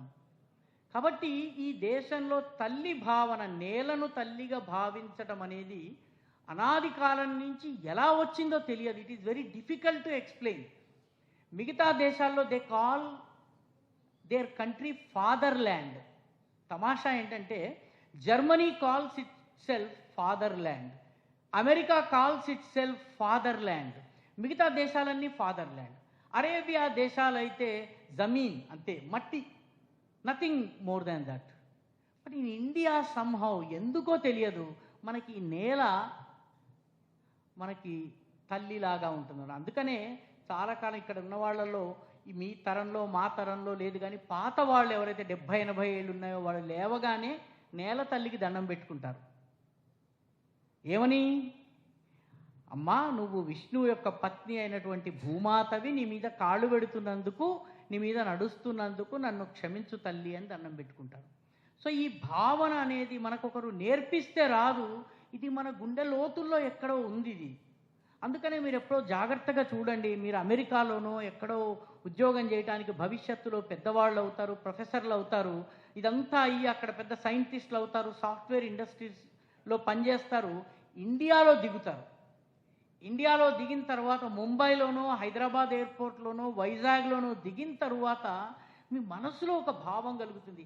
ఒక్కసారి దీన్ని ముద్దు పెట్టుకుందామా అనిపిస్తుంది, ముద్దు పెట్టుకుందామా ఈ నేలని అనిపిస్తుంది. సిగ్గుతో ముద్దు పెట్టుకోకపోవచ్చు కానీ మనసులో అనిపిస్తుంది. కాబట్టి ఇది నా తల్లి అన్న భావన, నేల తల్లి అన్న భావన మన డిఎన్ఏలో ఉందండి. అందుకే ఇండియాతో ముడిపడ్డటువంటి అన్ని దేశాలు, ఒకప్పుడు ఇండియాతో శ్రీలంక ముడిపడి ఉండేది. శ్రీలంక జాతీయ గీతం ఎవరన్నా విన్నారండి? ఈ మధ్యకాలంలో విమెన్స్ కప్ ఫైనల్ జరిగినప్పుడు శ్రీలంకతో జరిగినటువంటి మ్యాచ్లో శ్రీలంక నేషనల్ సాంగ్ని పాడారు. మీరు ఎవరన్నా జాగ్రత్తగా వినండి. శ్రీలంక నేషనల్ సాంగ్ ఏంటి తెలుసునా అండి? అపే శ్రీలంకా మాత, నమో నమో శ్రీలంకా మాత. ఇండియా నుంచి వెళ్ళినటువంటి దేశమే శ్రీలంక కాబట్టి ఇండోనేషియాలో ఏమంటారు తెలుసా అండి? మాతృభూమి అంటారు. దేశాన్ని మాతృభూమి అంటారు. కేవలం భారతదేశం మాత్రమే కాదు, భారతదేశంతో సాంస్కృతిక కల్చరల్ రిలేషన్షిప్ ఉన్నటువంటి అన్ని చోట్ల కూడాను నేల తల్లే. వెస్ట్కి వెళ్తే నేల ఫాదర్. కాబట్టి ఈ మాతృభావన, దేశం పట్ల మాతృభావన అనేది ఎలా వచ్చిందో, ఎప్పుడు వచ్చిందో బహుశా మన ఎవ్వరికీ తెలియదు. ఎందుకంటే ఎప్పుడో 5,000 సంవత్సరాల క్రితము, 10,000 సంవత్సరాల క్రితము ఒక జాతిగా మనం ఆవిర్భవించిన క్రమంలో ఈ నేల తల్లి నుంచి మనకు వచ్చినటువంటి రసాలు, ఇక్కడి గాలి నుంచి మనకు వినిపించినటువంటి స్వరాలు, ఇవి మన డిఎన్ఏలో అలా తిరుగుతూ తిరుగుతూ ఆర్ఎన్ఏలుగా, డిఎన్ఏలుగా తిరుగుతూ, మాలిక్యూల్స్గా, సిజిటిఎన్ ఇలాంటి మాలిక్యూల్స్గా తిరుగుతూ తిరుగుతూ తిరుగుతూ మన లోపల ఉంటాయి. అందుకనే ఎక్కడికి వెళ్ళినా ఈ నేల మనకి నచ్చుతుంది. అందుకే అమెరికాలో ఉన్నవాడు కూడాను వెంకటేశ్వర స్వామి గుడి కట్టుకుంటాడు, దాని మీద కాషాయ జెండా ఎగరేస్తాడు. కాబట్టి ఈ మాతృభావన అనేది సహజంగా వస్తుంది, దీన్ని ఒకడు నేర్పిస్తే రాదండి. అనేక వందనములు మహోదయ. మీ ఉపన్యాసం అందరిలాగే నేను కూడా సంముగ్ధునైనాను. అయితే ఇప్పుడు నా ప్రశ్న ఏంటంటే, నేను నిత్య విద్యార్థిని, వయోవృద్ధునైనా కూడా నిత్య విద్యార్థిని. ఈ రోజుల్లో యువత అందరికీ కూడా ఎన్నో రకాల డిస్ట్రాక్షన్స్ వస్తున్నాయి. డిస్ట్రాక్షన్స్ చాలా రకాలుగా, 2 క్వాలిటీస్ అయితే ఉన్నాయి అందరికీ: జ్ఞాపక శక్తి, ఏకాగ్రత. అయితే వయసు ముదురుతున్న కొద్దీ జ్ఞాపక శక్తి తగ్గుతుంది, కానీ ఏకాగ్రత అనేది అందరికీ ఉండాలి. ఇప్పుడు ఉన్న డిస్ట్రాక్షన్స్ వల్ల మీరు ఏమన్నా చిట్కాలు చెప్పగలరా ఈ ఏకాగ్రత పెంచుకోవడానికి? నమస్కారం. ఎప్పటి విద్యార్థికి ఏకాగ్రత ఖచ్చితంగా ఉంటుందండి. ఏకాగ్రత లేనివాడు విద్యార్థి కాలేడు. ఎందుకంటే ఇక్కడ ఈనాటి తరము విద్యార్థి, నేను ఏదన్నా ఒక పర్వతం గురించో దేశం గురించో చెబుతున్నటువంటి మరుక్షణము తన మొబైల్ ఫోన్ తీసి ఆ మొబైల్ ఫోన్లో అది కొట్టి దాని గురించి తెలుసుకోవడానికి ప్రయత్నిస్తాడు. మన సమయంలో అది చేయాలంటే మనము లైబ్రరీకి వెళ్ళి లైబ్రరీలో రైట్ బుక్ని ఫైండ్ అవుట్ చేసి ఆ రైట్ బుక్లోని రైట్ పేజీకి వెళితే తప్ప మనకి సమాచారం రాదు. ఈరోజు ఉన్నటువంటి విద్యార్థికి తన మొబైల్ ఫోన్ అనేటటువంటి విశ్వవిద్యాలయం వాడి చేతిలో ఉంది, భాండాగారం వాడి చేతిలో ఉంది. కాబట్టి today student is cleverer than hour generation. మనకన్నా తెలివైనటువంటి జనరేషన్. మీరు ప్రాజెక్ట్ వర్క్ చేయమని పిల్లలకి చెప్పితే ఆ మరుక్షణము పిల్లలు దానికి సంబంధించిన సమాచారాన్ని సేకరించేటటువంటి వాళ్ళ యొక్క సామర్థ్యం కానీ, వాళ్ళు how they find out the material కానీ, ఇది అపూర్వమైనటువంటి కెపాసిటీస్ ఈ తరం చేతిలో ఉన్నాయి. రెండవది, అన్నిటికన్నా ముఖ్యమైనది ఏంటంటే మన తరంలో లేనటువంటి ఆత్మవిశ్వాసం ఈ తరంలో ఉందండి. మనందరి తరము, దోస్ హు ఆర్ అబౌవ్ 60, మనమందరం కూడాను ఆంగ్లేయుల ఛత్రఛాయలో బతికి వచ్చినటువంటి వాళ్ళము. Yours obediently sir, yours faithfully sir, your faithful servant sir అని చెప్పి మాట్లాడినటువంటి తరానికి చెందిన వాళ్ళము. ఈరోజు పిల్లవాడు అమెరికా వాడి కళ్ళలో కళ్ళు పెట్టి నువ్వు తయారు చేసిన ప్రోగ్రాం తప్పురా నాయన, ఇదిగో కరెక్ట్ ప్రోగ్రామ్ కోడ్ నేను రాస్తున్నానని చెప్తాడు. నీ కంపెనీ ఎలా నడవాలో నీకు తెలియదయ్యా, నేను సత్య నాదేళ్లని నీ కంపెనీని నడుపుతానయ్యా అని చెప్తాడు. కాబట్టి ఇప్పటి తరంలో ఉన్నటువంటి నైపుణ్యము, సామర్థ్యము, ఏకాగ్రత, ఈరోజు ఏ పనిని చేపడితే విద్యార్థి ఆ పనిలో అఖండుడవుతున్నాడండి. షార్ట్ ఫిలిమ్స్ కుర్రవాళ్ళు ప్రొడ్యూస్ చేసే, నేను మీడియాలో పనిచేస్తాను కాబట్టి I watch short films produce by the youth regularly. పిల్లలు తయారు చేసేటటువంటి షార్ట్ ఫిల్మ్స్ నేను చూస్తూ ఉంటాను. దానికి వాళ్ళు మ్యూజిక్ వేసే విధానం కానీ, దానికి వాళ్ళు ఎడిట్ చేసే విధానం కానీ, నా దగ్గరికి 8వ తరగతి పిల్లవాడు వస్తాడు. వాడు వచ్చి, అంకుల్ నేను ఎడిట్ చేశాను చూడండి అంటాడు. నేను కూడా యూట్యూబర్, నాకు ఏదన్నా యూట్యూబ్లో ఏదైనా ఎడిటింగ్ సందేహం వస్తే బాబు రారా నాయన అని వాడిని పిలుస్తాను, వాడు నాకు నేర్పిస్తాడు. So today's generation is a fast learning generation. Today's generation is a clever and more intelligent generation. Today's generation is a more confident generation. వాడికి రేపు ఏమిటి, నాకు ఉద్యోగం వస్తుందా లేదా, ప్రభుత్వం ఏపీపీఎస్సి పెడుతుందా లేదా, నాకు డిఎస్సి ఉద్యోగం వస్తుందా అన్నటువంటి భయం లేదు. ఈరోజు నేను కంపెనీ పెడతాను, యూట్యూబ్లో ఛానల్ పెడతాను, లేకపోతే సోషల్ మీడియా ఇన్ఫ్లుయెన్సర్ని అవుతాను, లేకపోతే ప్రోగ్రామ్ని కోడ్ చేస్తాను, లేకపోతే 4 ఫ్రెండ్స్ కలిపి మేము ఒక అడ్వర్టైజింగ్ కంపెనీ పెడతాము. ఇక్కడ ఇంజనీరింగ్ కాలేజీలో చదివి వెళ్ళినటువంటి పిల్లవాళ్ళు ఈరోజు సినిమా ఇండస్ట్రీలో గొప్ప కమేడియన్లుగా ఏలుతున్నారండి. ఈ విశాఖపట్నానికి చెందినటువంటి కుర్రవాళ్ళు ఈరోజు కమేడియన్స్గా ఉంది. ఈ విశాఖపట్నానికి చెందినటువంటి కుర్రవాడు మ్యూజిక్ ఇస్తే గాజువాక పిల్ల పాట ఎంత ఫేమస్ అయింది, మొత్తం ఆంధ్రప్రదేశ్ పాడుకుంది. కాబట్టి కెపాసిటీస్ ఉన్నాయి. ఈ కెపాసిటీస్ని ఛానలైజ్ చేసుకునేందుకు సెల్ఫ్ రెగ్యులేషన్ పిల్లల్లో డెవలప్ చేసుకోవాలి. ఆ సెల్ఫ్ రెగ్యులేషన్ అనేది స్పిరిచువాలిటీ, ఆధ్యాత్మికత ద్వారా మాత్రమే వస్తుంది. ఆ ఆధ్యాత్మిక క్రమశిక్షణ ఏ విద్యార్థి అయితే నేర్చుకుంటాడో వాడు విజయం సాధిస్తాడు. విజయం సాధించాలన్నట్టయితే మనము ఆధ్యాత్మికత మన ఆచరణలో రావాలి. పుస్తకాలు చదివితే రాదు, ఇది మన యొక్క వ్యవహారంలో రావాలి. మీకు ఒక చిన్న ఫార్ములా విషయం ఎలాగో వచ్చింది, సార్ చాలా మంచి విషయాన్ని లేవనెత్తారు కాబట్టి మనము బాతుల్లాగా ఉండాలి. బాతుకి 4 ప్రత్యేకమైన గుణాలు ఉంటాయండి. ప్రతి యూత్కి ఆ గుణాలు వచ్చిన రోజున మనకి ఇంకా సమస్య లేదు. బాతు నీళ్లలోనే తిరుగుతుందండి, నీళ్లలోనే తిరుగుతుంది, కానీ దాని రెక్కలకి కానీ ఒంటికి కానీ ఒక్క చుక్క నీరు అంటదండి. నీళ్ళలోంచి బయటకు వచ్చి ఒక్కసారి విదిలించుకుంటే ఒక్క చుక్క నీరు ఉండదు.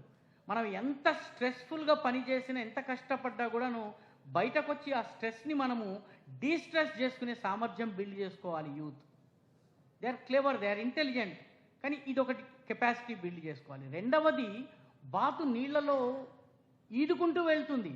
పైనుంచి చూస్తే మాత్రం బాతు నిశ్చలంగా ఉంటుంది, లోపల కాళ్ళు చాలా వేగంగా కొట్టుకుంటాయి, ప్యాడ్లింగ్ అంటారు దాన్ని. ఆ ప్యాడ్లింగ్ చేస్తూ ఉంటేనే బాతు ముందుకు వెళ్తుంది, కానీ పైకి ఏమీ కనిపించదు. కాబట్టి ఎంత స్ట్రెస్ ఉన్నా నవ్వుతూ ఉండగలగడము, నిశ్చలంగా ఉండగలగడము, ఇది స్పిరిచువాలిటీ వల్ల మాత్రమే సాధ్యము. మూడవది, బాతు ఏ రోజు తల వంచుకుని నడవడం నేను చూడలేదు, కేవలము కార్టూన్ కామిక్స్లో మాత్రమే చూశాను.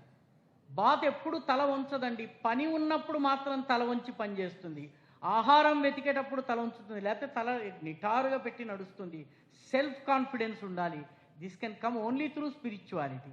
4వ ముఖ్యమైన గుణం ఏంటంటే జీవితానికి ఒక గమ్యాన్ని ఎంచుకుని ఆ గమ్యం మీద వెళ్ళడం అనేది బాతు దగ్గర నేర్చుకోవాలి. బాతు గుడ్డులోంచి బయటకు వచ్చి కళ్ళు తెరవగానే ఏది కనిపిస్తుందో దాన్ని ఫాలో అవుతుంది.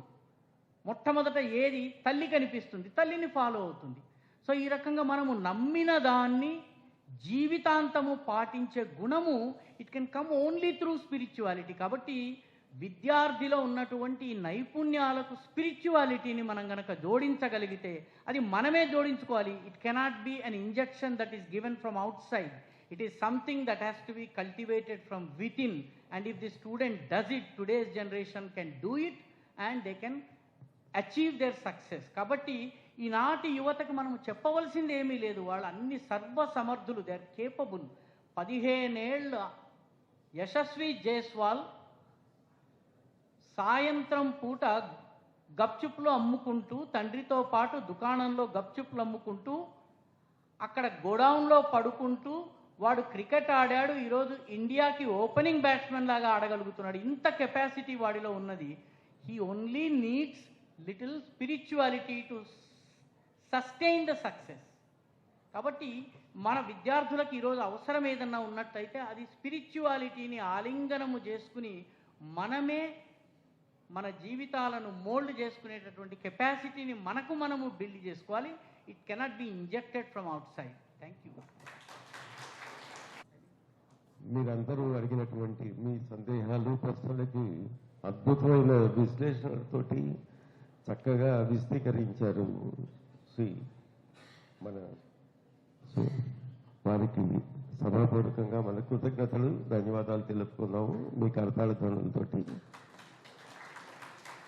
ఇప్పుడు ఈనాటి కార్యక్రమాన్ని చివరి దశకి చేరుకుంటున్నాము. వేదిక మీద అలంకరించిన పెద్దలు శ్రీ ఎన్విడిఎస్ రాజు గారిని, ప్రొఫెసర్ రాఘవేంద్రన్ గారిని తిరిగి వేదిక మీదకి రావాల్సిందిగా కోరుతున్నాను. అలాగే బుల్లే కాలేజీ ప్రిన్సిపల్ వారు ఇచ్చేశారు, వారిని కూడా వేదిక మీదకి రావాల్సిందిగా, శ్రీ జిఎస్కే చక్రవర్తి గారు వారిని కూడా వేదిక మీదకి రావాల్సిందిగా కోరుతున్నాను.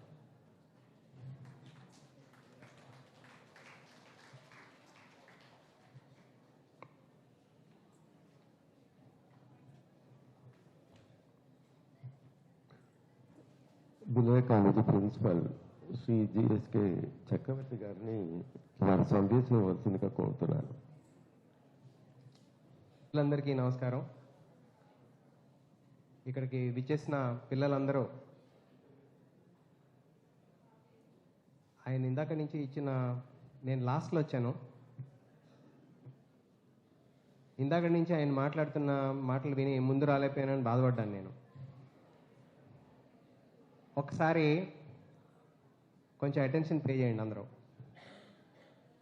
All of you. ఇచ్చిన సందేశం తీసుకున్నారా? మిమ్మల్ని పొగిడారు, మీరు సంతోషించారా? ఆయన ఇచ్చిన అడ్వైస్ ఫాలో అవుతారా? స్పిరిచువాలిటీ అంటే రిలీజియన్ కాదు, మీకు అందరికీ తెలుసు. సో స్పిరిచువాలిటీ అనేది చాలా ఇంపార్టెంట్ అనే విషయం ఆయన చెప్పడం నాకు చాలా సంతోషం కలిగింది. ఇలాంటి ప్రోగ్రామ్స్ మీరు ఖచ్చితంగా అటెండ్ కావాలి. క్లాస్ రూమ్లో క్లాస్ లెక్చర్స్ ఎలాగో వింటూ ఉంటాం. ఇది మీ పర్సనాలిటీని డెవలప్ చేసే ఒక ముఖ్యమైనటువంటి ఏరియా. ఒక స్కిల్ ఉంటే సరిపోదు. ఆయన ఇందాక చెప్పినట్టు స్కిల్ మీ అందరికీ వచ్చేస్తుంది.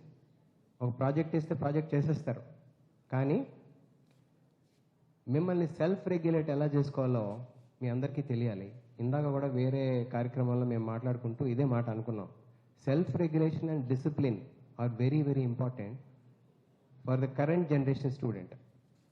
అది మీరు 100% యాక్సెప్ట్ చేయాలని నేను రిక్వెస్ట్ చేస్తున్నాను. పైగా ఇక్కడ వచ్చిన majority students are and from NCC. మీరు చాలా కష్టపడి పనిచేస్తుంటారు, నాకు తెలుసు. ఎన్సిసి ప్రోగ్రామ్స్ ప్రాక్టీస్ చేయడం అవన్నీ కూడా చాలా కష్టపడి చేస్తుంటారు.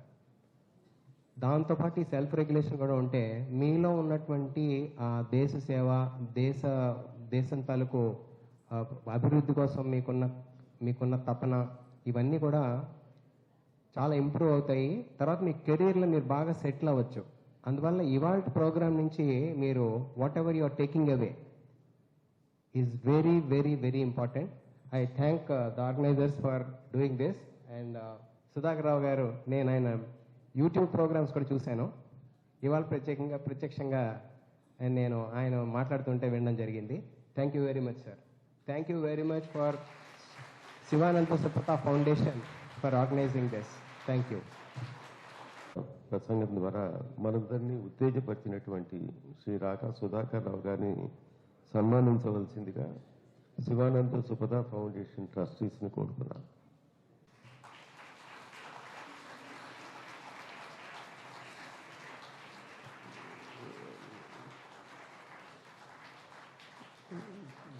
సోదరి రాధాకుమారి గారు శివానంద సుపథ పబ్లికేషన్స్ శ్రీ రాకా సుధాకర్ రావు గారికి సమర్పిస్తారు.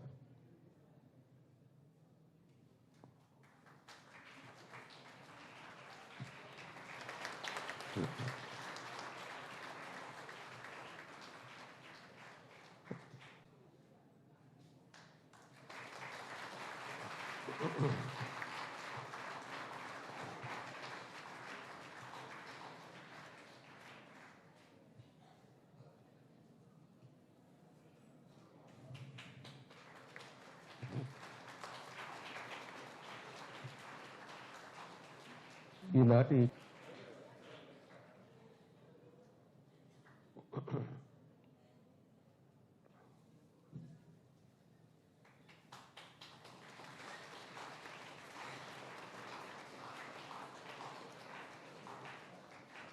ఇప్పుడు మేనేజింగ్ ట్రస్టీ కుమారి ఎన్ రాధాకుమారి గారిని వందన సమర్పణ చేయవలసిందిగా కోరుతున్నాను.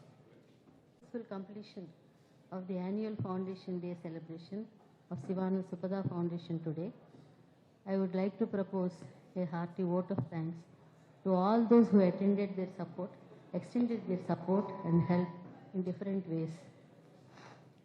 It is one with the ready response and help and cooperation of Sri Madhukar Garu, the correspondent of Bullaya College, that we could conduct our function in the seminar hall.